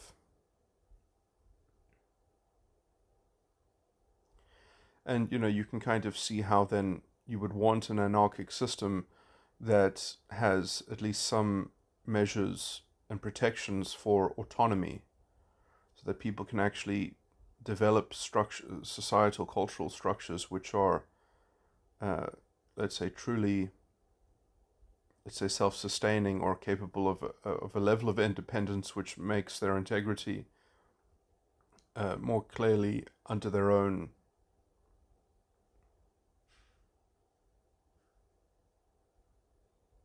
conserved by their own efforts, as it were, not mixing things up, so.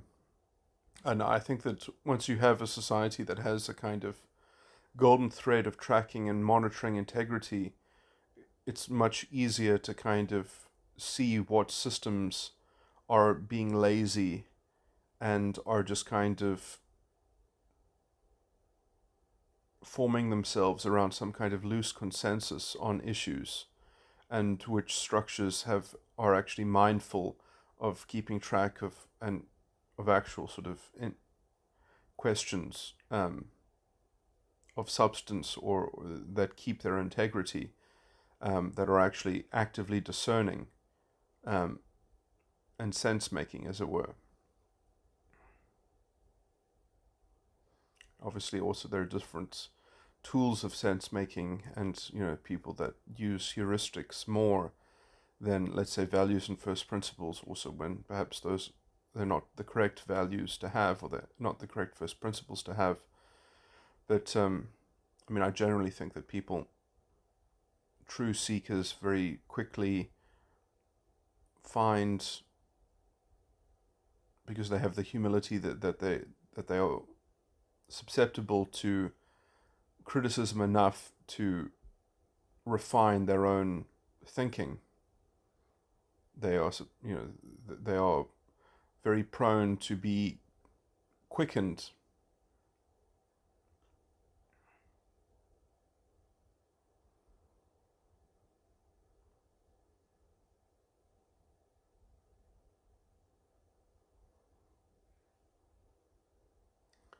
But I mean, I guess, if you have at the top of your priority list good outcomes, then somewhat integrity never gets to sort of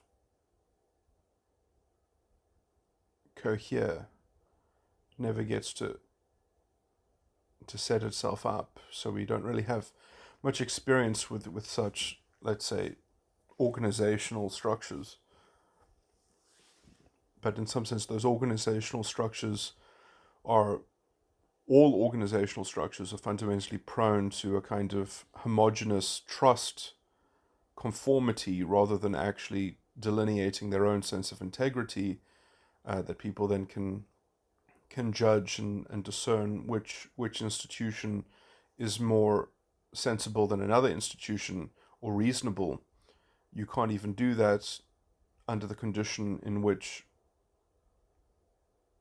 that the system itself kind of prides itself in not being anarchistic, but being good, but labeling itself as having some kind of moral authority, which then I think sort of leavens the whole society to such a degree that sense-making obviously is in a murky, mixed up confusion.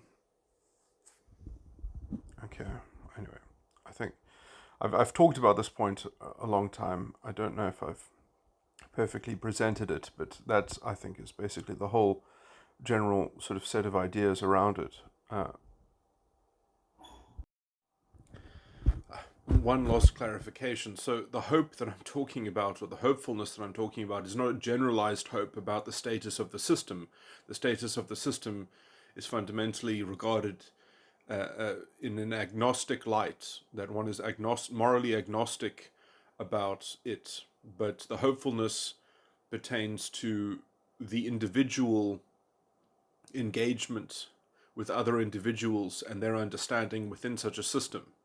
That's where the hopefulness is contained. It's not a generalized hopefulness about, and in some sense the thing that, in terms of tolerating that kind of setup, that general, saying that, okay, well, I actually want a society that has this kind of secular divide.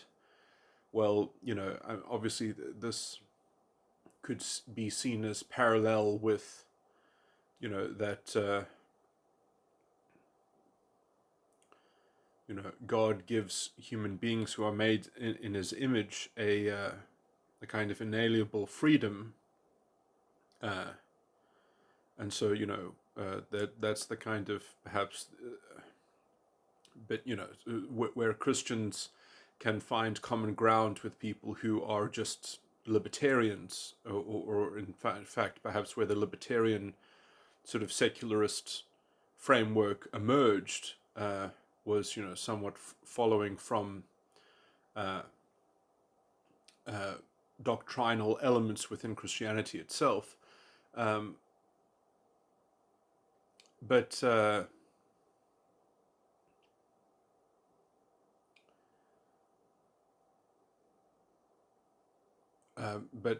essentially working towards the maximization of the secular system.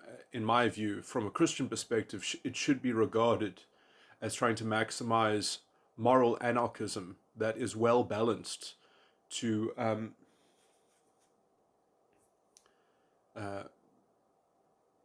at least suit or be suitable for an agnostic disposition against it. So I mean, obviously there is an optimization in that, because obviously you can be agnostic towards a system that could still be weighted towards I mean, as a rule, I'm agnostic to all systems because, in some sense, all systems could be characterized as being morally anarchic, but some are less or more transparent about their moral anarchism, or at least, or perhaps are not even, or ostensibly have propaganda and frame themselves as being morally good.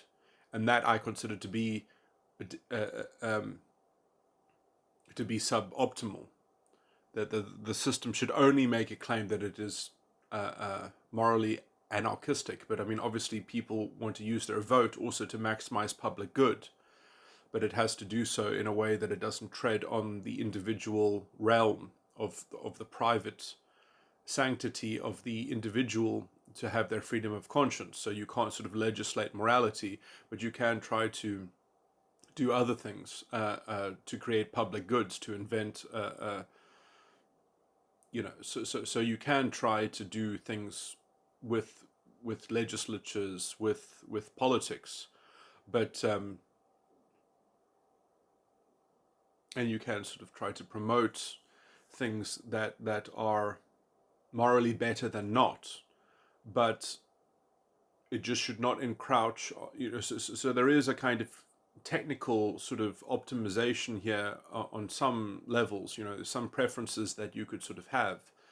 And all of these, in some sense, I think are fundamentally dangerous because, in some sense, everything that you do there is a substitution for what could be done privately, what could be done through freedom of association and those sorts of things. So, already then you're sort of getting into a kind of that the secular state is a kind of Unitarian church.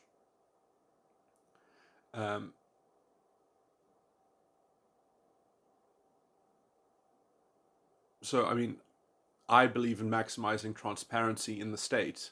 Um, and you can create public goods. It is possible to create programs and policies that help people that within themselves have a kind of administrative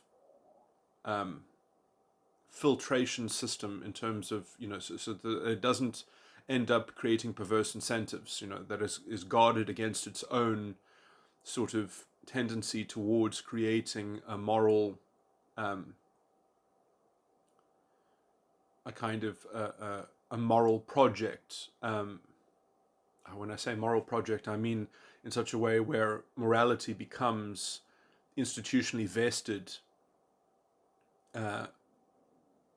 as with that program as a kind of representative of a kind of moral expectation or authority, because any kind of, again, like that kind of breaches the sanctity of, of the this is kind of so tricky.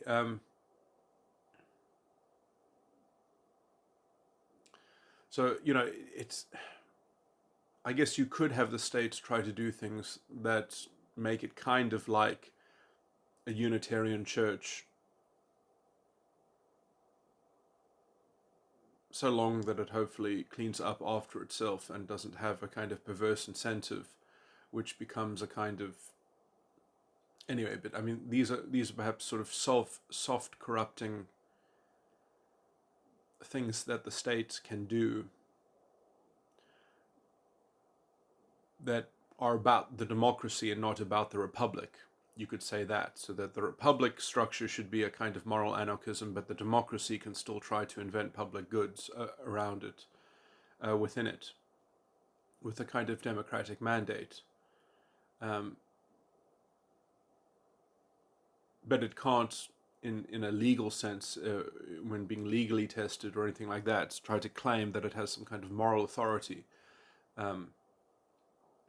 especially if it is creating perverse incentives. It should be able to be accountable to creating for creating those perverse incentives, and the democracy is not given free rein to essentially create what is almost a kind of morally dysgenic influence on society, which is what a lot of the corruption that we currently are saddled with sort of came from.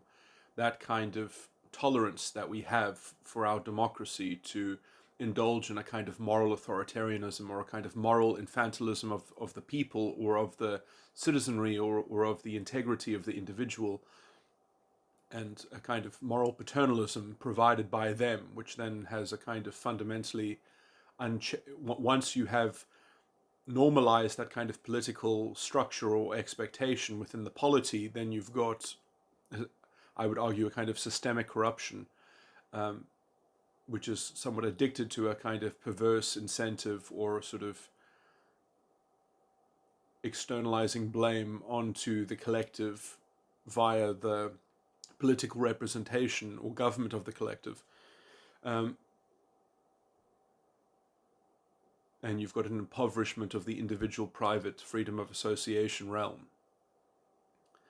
So, I mean, the democracy can try and be Superman, it can try and do great things, it can try and be a great humanitarian, I guess, but it has to be made accountable for its perverse incentives. It has to have mechanisms that the citizenry can't be expected, the private citizen can't be expected to be roped into a government policy and then have to be sort of taxed doubly for the government's perpetuation of its own sort of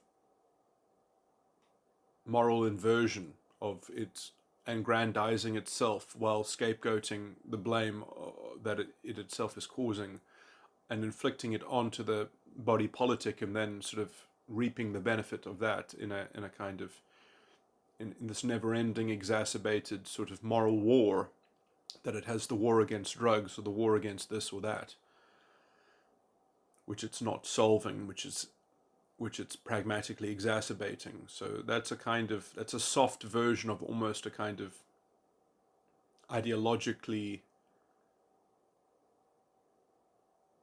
self-perpetuating, almost intolerance paradox in some sense that, anyway, I don't even want to trace that out. But so these kinds of paradoxes are all rooted in the idea that the state itself is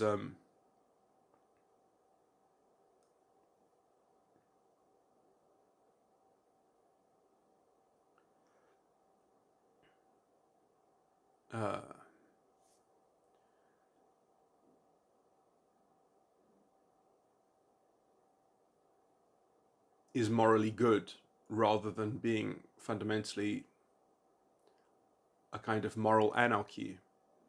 And so framing the state firstly in terms of moral anarchy and secondly in terms of, let's say, being agnostic about the consequences of this, because essentially you don't want to be stuck fighting a systemic structural battle over things. And in some sense, the special case that I make about this is injustice.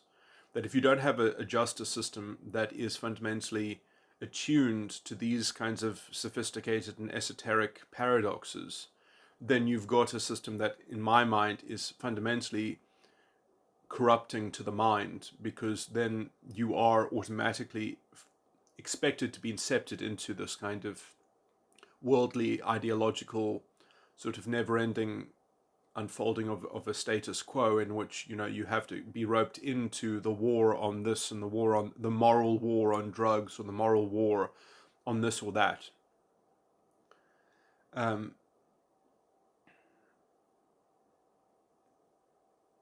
When you could still be opposed to those things, but it's much better to be opposed to those things not via the state, but via the soft morality and conventions and the cultural standards.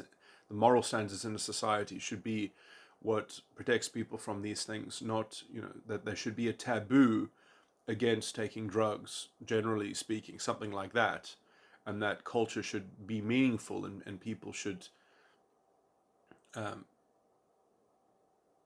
instead, because essentially the government itself has sort of sucked up this moral structure, it's been collectivized in such a way that the individual has sort of been lost in the individual freedom of association as well, and which includes not only associating with someone but also disassociating with someone.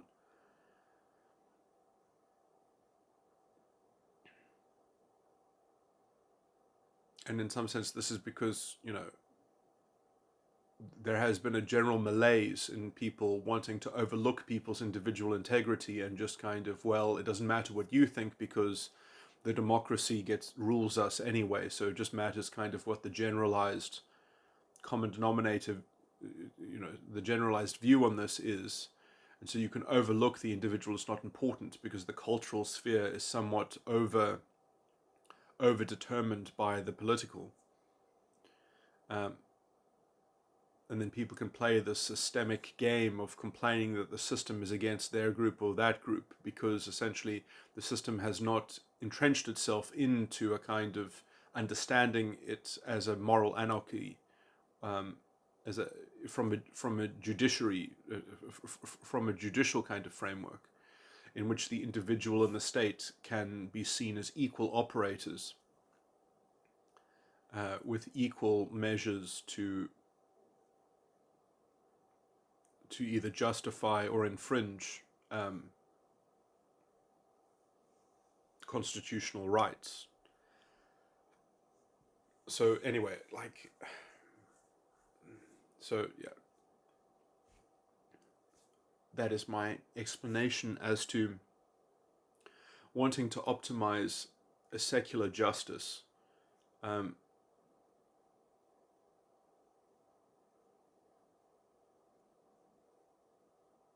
That has as its kind of ultimate standard as a kind of systemic agnosticism, so that individuals can be good or bad, and systems can't be good or bad.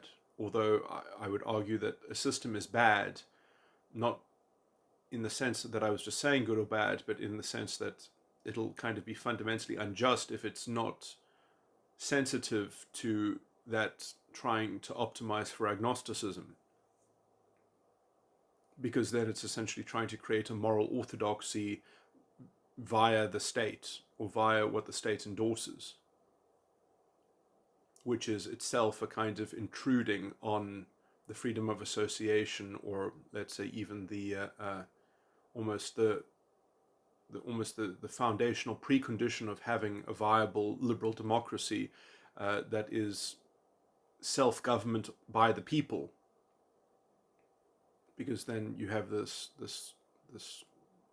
feedback between the state and so anyway, I mean, I guess I am just describing the necessities of democracy, which I am proceeding from a kind of from the Western, so I mean, maybe I left that out, and I should have put in those presuppositions right at the start, that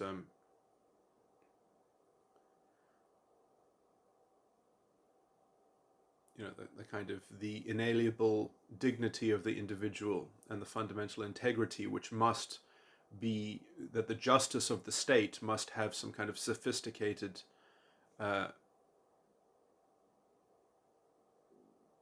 sensitivity to it, that the law should at least be sophisticated and deep enough to be able to reflect the sophistication of the individual, the potential sophistication and potential development of the individual's use of their freedom of association.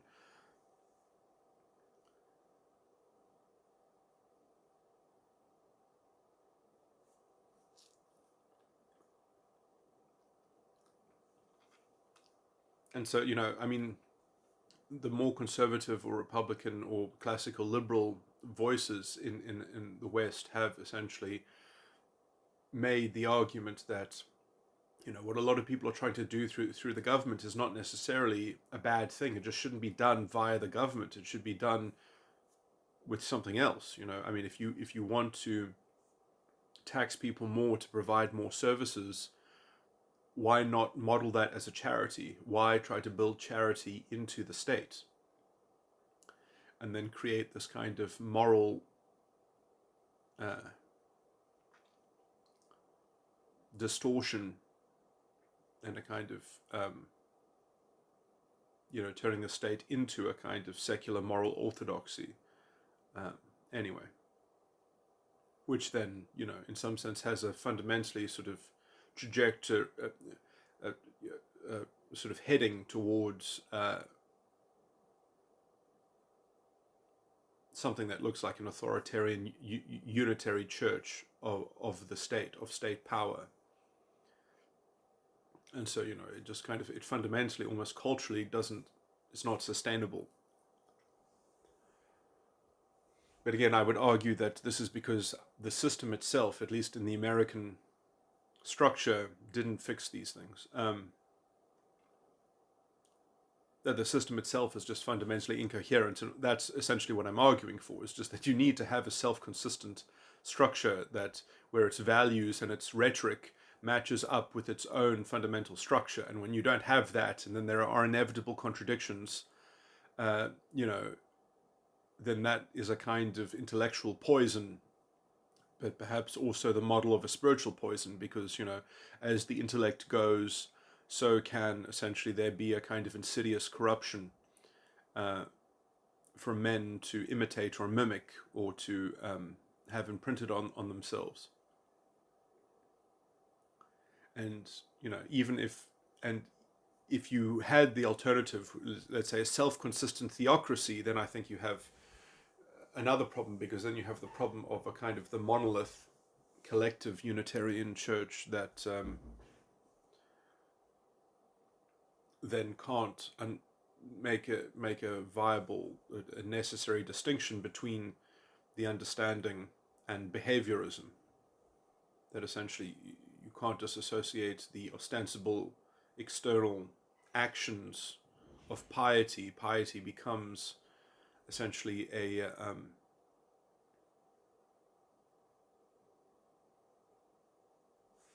kind of external morality test,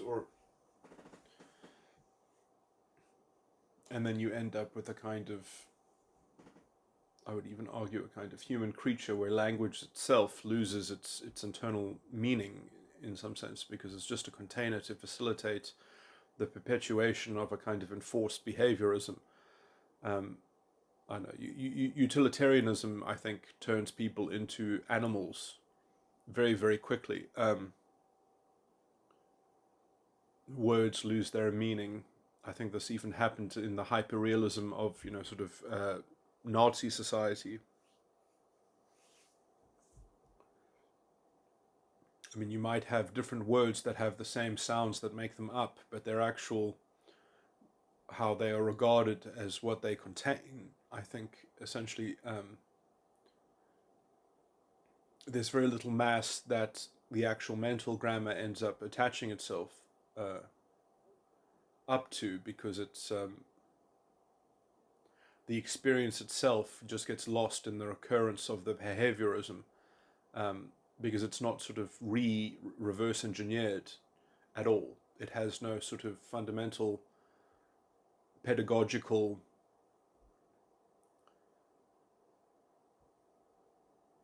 model within itself.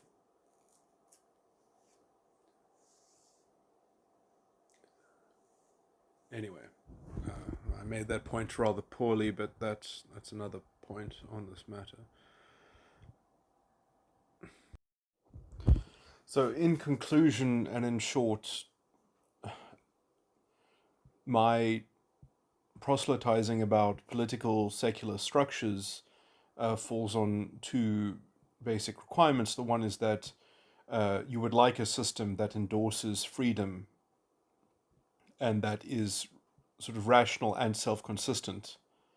And that can only happen if there is a kind of agnosticism about certain, because that's what freedom would mean in some sense. Or, I mean, I keep on saying agnosticism. What I mean to say is anarchy. There needs to be some tolerance of some form of moral anarchy, if I can put it like that. And obviously the rational reflection of that on behalf of the individual, so as to not to exceed the intolerance paradox, is that if the individual isn't capable of tolerating that there is a moral anarchy and affording it some level of agnostic moral judgment, then you don't have a society that perpetuates liberty, essentially. You have something else.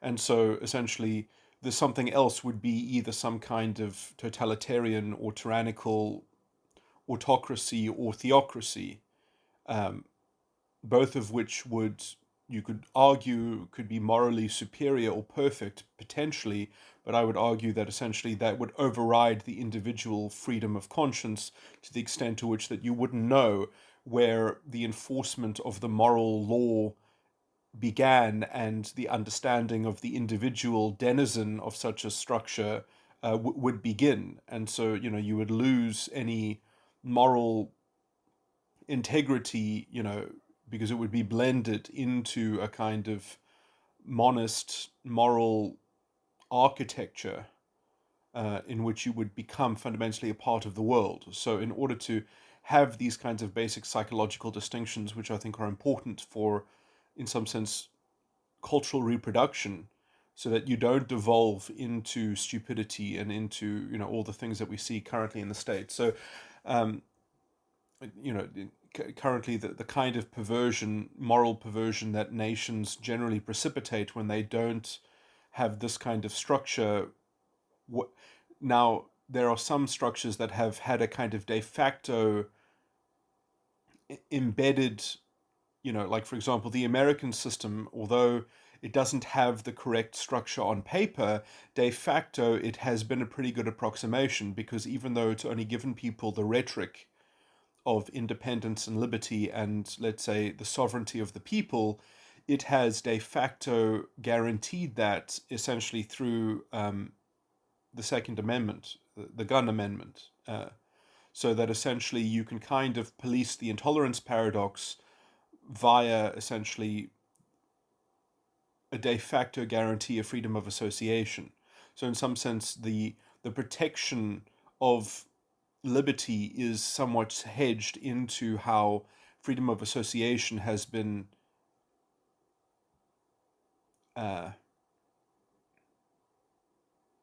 has in some de facto sense been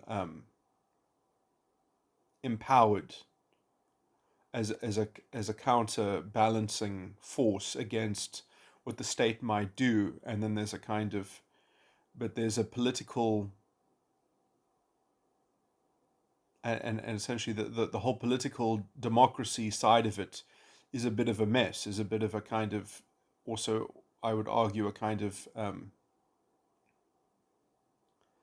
it's a, I would argue it's the wrong problem to have, but it's not an unuseful problem to have, because it's a problem that I can give a diagnosis to and talk about, and it's a problem that's worth talking about, as it were. But in terms of optimizing the state, I think you could have a better state of affairs. You could have a better constitutional framework and structure. And again, I'm really repeating myself ad nauseum at this point, but yeah, I think that rounds everything off. Oh my word. Okay, so this will be the last addendum. So from a secular perspective, I just want to summarize the arguments.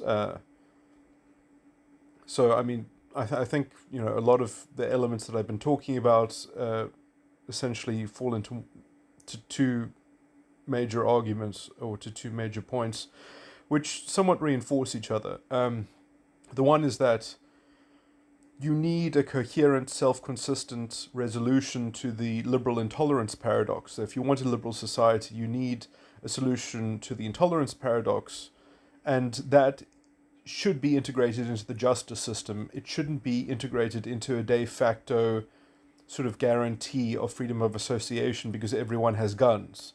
Like, it's nice to have a de facto guarantee, but it would also be better if the justice system actually could regulate the intolerance paradox, so that you wouldn't force people to use the threat of essentially, you want to fight the state's encroachment on liberty through the justice system.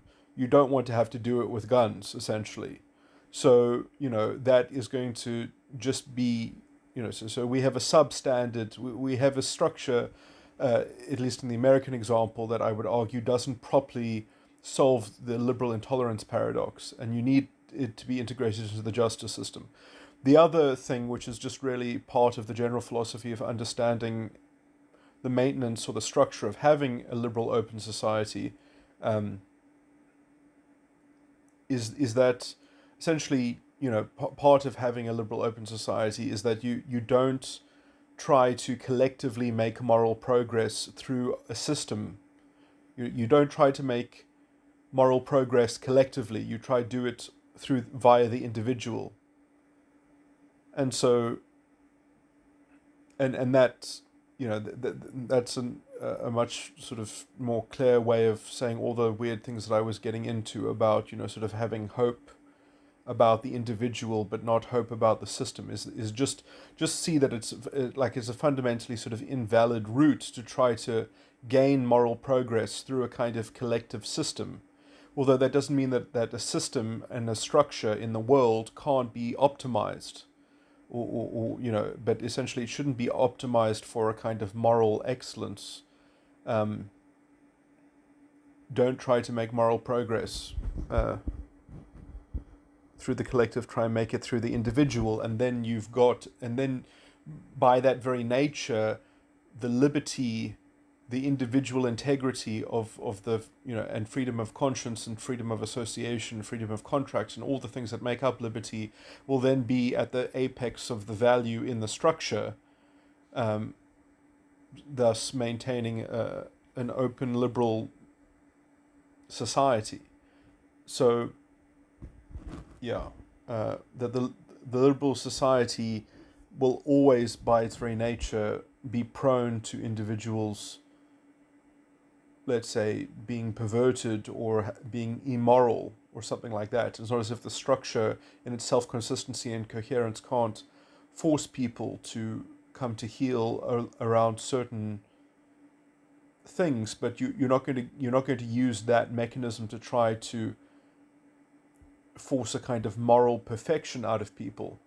You're not going to try and make moral progress on the individual. You're just trying to settle, essentially, or avoid, let's say, obvious sources of controversy and dispute between people, because obviously it means very little to have freedom of contract if there isn't a mechanism to extract justice for when people don't live up to the obligations that they themselves have committed themselves to. So there's a certain kind of self-consistency which must be policed in terms of people and enforced through the state, so that we don't obviously devolve into a kind of mafia de facto sort of governmental protection racket system of warlords and things like that.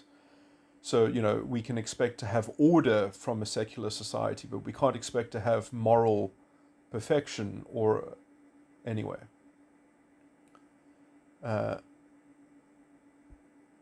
So those are the two general arguments, is sort of don't try to make moral progress through the collective structure. But obviously, in some sense, you could argue that having an ordered society gives you some basis of some kind of moral edifice. And I mean, I guess I would generally agree with that, but it's not as if you're trying to make moral progress through that. You're just trying to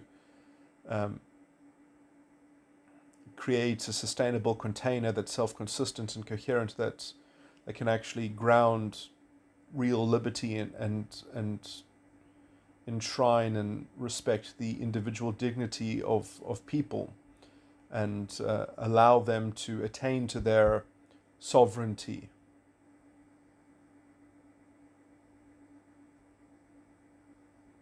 In whatever sort of, private development and freedom of association that they seek and that they pursue themselves, and essentially the state is just there to be a hedge against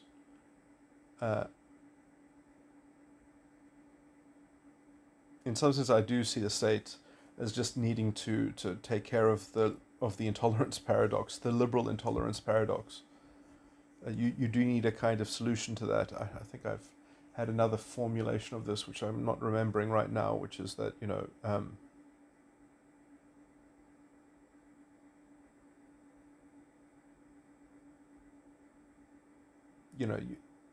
you don't want groupthink to be the thing that governs stricture and a justice system. You need justice to sort of mean something, even if it's not sort of a perfect divine justice. I do think that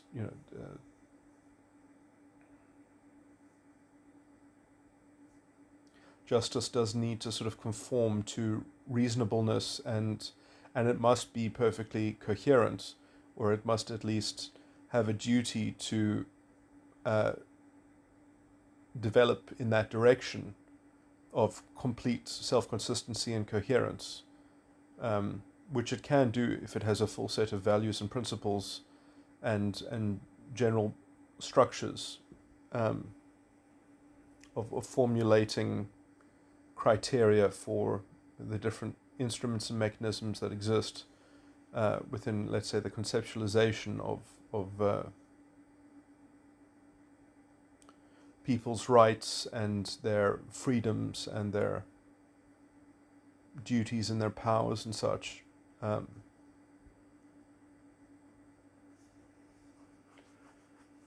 so, because of the necessity of the justice branch of government needing to be able to adjudicate over people, you need to find a way to make sure that that necessary mechanism within society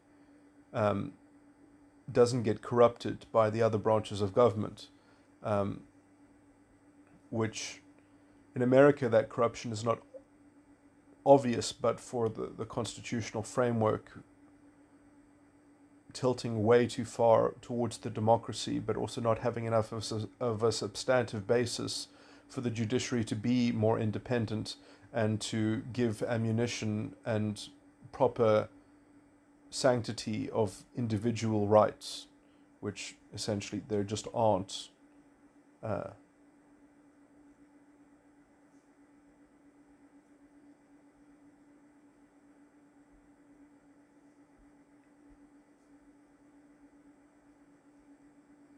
Within the American structure,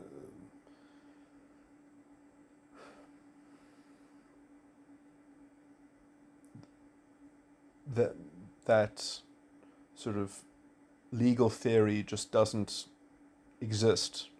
There are only procedural balances. There aren't substantive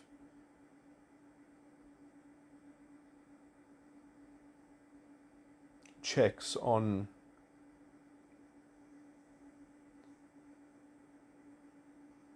the performance and actions of a legislature. So yeah, I mean, I do think that there are some elements in the South African system that have obviously, sort of substantively been corrupted. But in terms of the general sort of procedure that the South African system has, I think it's basically got it right. Obviously, this puts a lot more power into the hands of judges, but it also gives them a lot of ideological values that they have to live up to and upkeep. And so I think that with the right, let's say, informed citizenry that has been educated through civics, through civics education, understanding these things, that there would be enough of a kind of cultural check on this if South Africa had, let's say, a better history.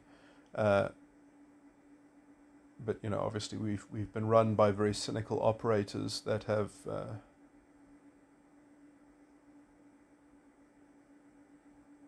crafted and twisted and contorted things to suit their political strategy of sort of the top and the bottom against the middle of society. That kind of that general strategy of creating a false revolutionary consciousness and a kind of sort of ideology of progress, which is so fundamentally corrupt and on so many different levels, but that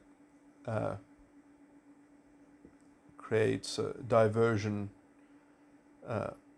But again, like, these are thematic problems that can be seen anywhere. at various levels. I mean, I think it's at a kind of at a peak in South Africa, but I think that this is generally representative of all the problems everywhere in some sense. It's just sort of at the most, you can see it, the betrayal at its most prominent in South Africa, but where we actually did have the legal system that would have fixed all these problems and avoided them, but things have been so institutionally corrupted. And in some sense, I understand that my own model of solution to these problems does have a weakness. The weakness is that if you appoint judges who are ideologically captured and political partisans, and then they are just there as kind of political functionaries, then you've got, obviously that's one way to institutionally corrupt a system, is that you plant judges who are not beholden to the actual constitution and the structure of things, and they ideologically reinterpret and, sort of don't do the things that the Constitution instructs them to do. They play semantic games, and they get around it, and they rationalize sort of workarounds,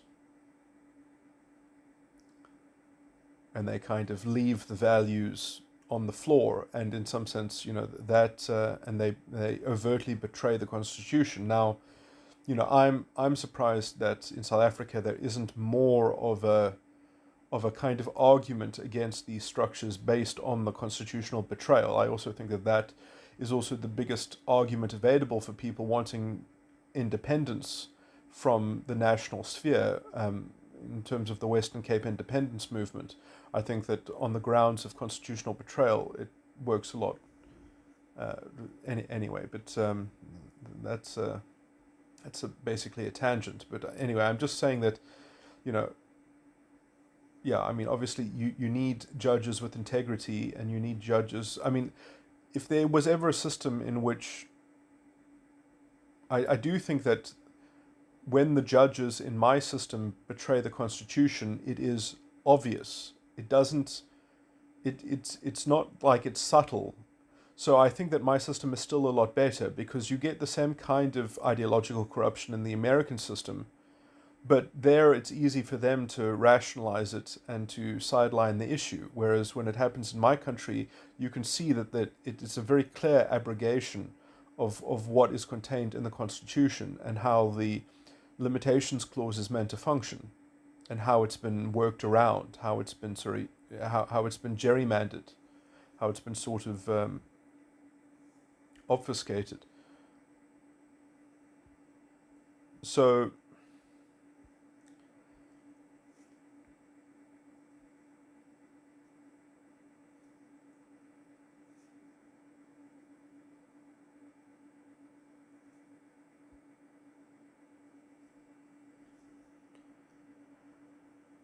and then at least you have a principled stance.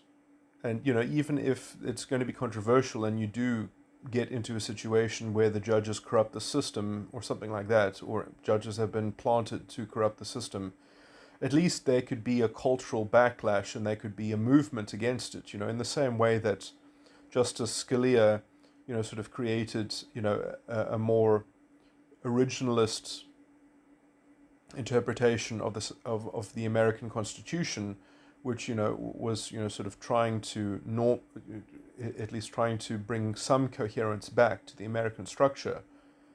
I do think that the American structure, though, is look, it has its charm. I've made my case that judges actually need to be more active in democracy, in protecting the individual against the legislature, against the democracy itself. The democracy needs to be more checked. In some sense, there is the idea that the democracy deserves to be able to tread on the rights of the individual. And and this is representative in the fact that the Constitution didn't even apply against the states. It only applied against the federal government until the 1950s. In the 1950s, then, it was regarded that the states are also confined and bound by the guarantees in the federal Constitution. So you just understand, until the 1950s, Americans didn't have their rights guaranteed against their own local state. They only had their rights guaranteed against the federal government.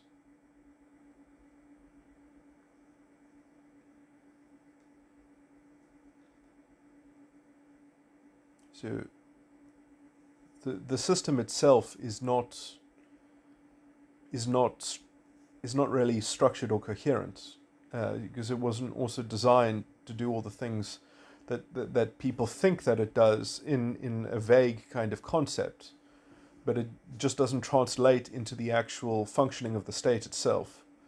Anyway, all of these problems have been solved in the South African system. It's just that the South African system has been blatantly institutionally corrupted, because we have essentially a totalitarian government in waiting. I mean, they're even now creating bills setting up a parallel court system that will process expropriation without compensation. They're going to create land courts, which don't even have judges running them. They're going to be run by people who have a history of land rights experience, so probably activists, and they're going to be able to use evidence that is not otherwise admissible in ordinary courts, and you're not going to be able to take your appeal to the proper courts. The appeals will go within the land court, the newly established land courts that will all be politically appointed.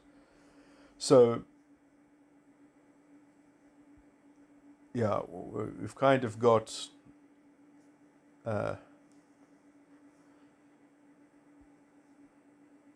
sort of the I mean, it to me, this is all exactly how the legal positivism of how the Nazis worked, is that they just made legislation and they just did things based on that legislation, because there was nothing stopping them. There was no higher values, no principles in the structure. There is a lot of values and principles in the South African structure, but, as long as they can find excuses to semantically redefine what's actually contained in the Constitution, or now they're going to amend the Constitution to remove the protections found in the Constitution so that they can get away with this. I don't know how they can even think that that's legal to do that. Yes, you can amend the Constitution. I would take that to mean that you can elaborate the Constitution, you can add things to it, but you can't reduce the Constitution. How would you reduce it? You would have to get a democratic mandate, which would mean you would have to campaign on removing something from the supreme law, from the Supreme Constitution. How could you make a manifesto and campaign on that? I mean, that's already, you're committing constitutional damages, even trying to do that. I mean, you've already done something unlawful. I mean, if you're conspiring to remove things from the Constitution, you're already a criminal. You already have conspired to commit constitutional damages. You owe your allegiance to the Constitution. How can you owe your allegiance to the Constitution while you're conspiring against it, and while you're undermining it and undermining its status and its standing with the public? These people are criminals. They've committed constitutional damages. I mean, and I would argue that what they have done against the South African Constitution is a crime against humanity. Already what they have done is a crime against humanity. The institutionalized corruption that they've already perpetrated.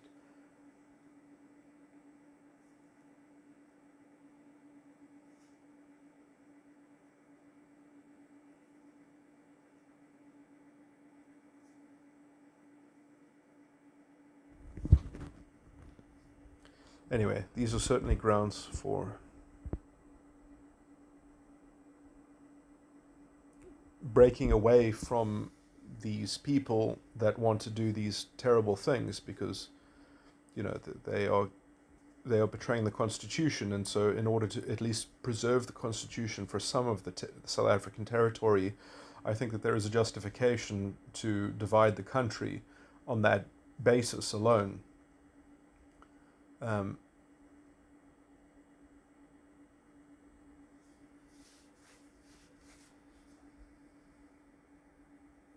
But that would require something of maybe even a coup, or something of at least some kind of process to, like some kind of referendum, and some kind of body that's capable of making a declaration of independence. based on these grounds, I would say that the body that you should create is you should try to create a quorum of judges to essentially establish a separate constitutional court.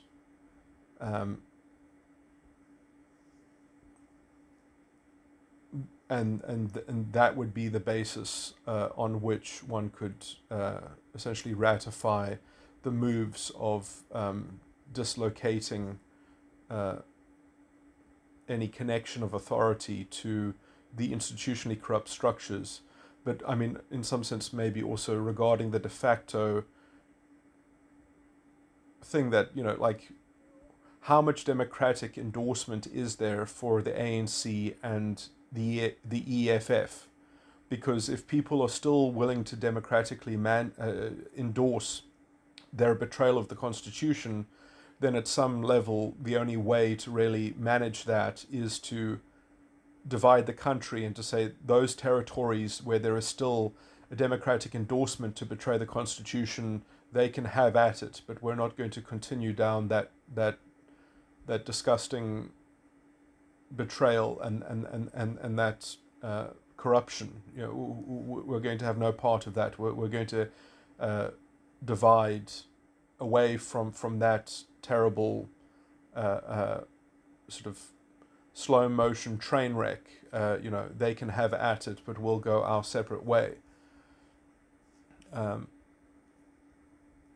to do so on the basis of constitutional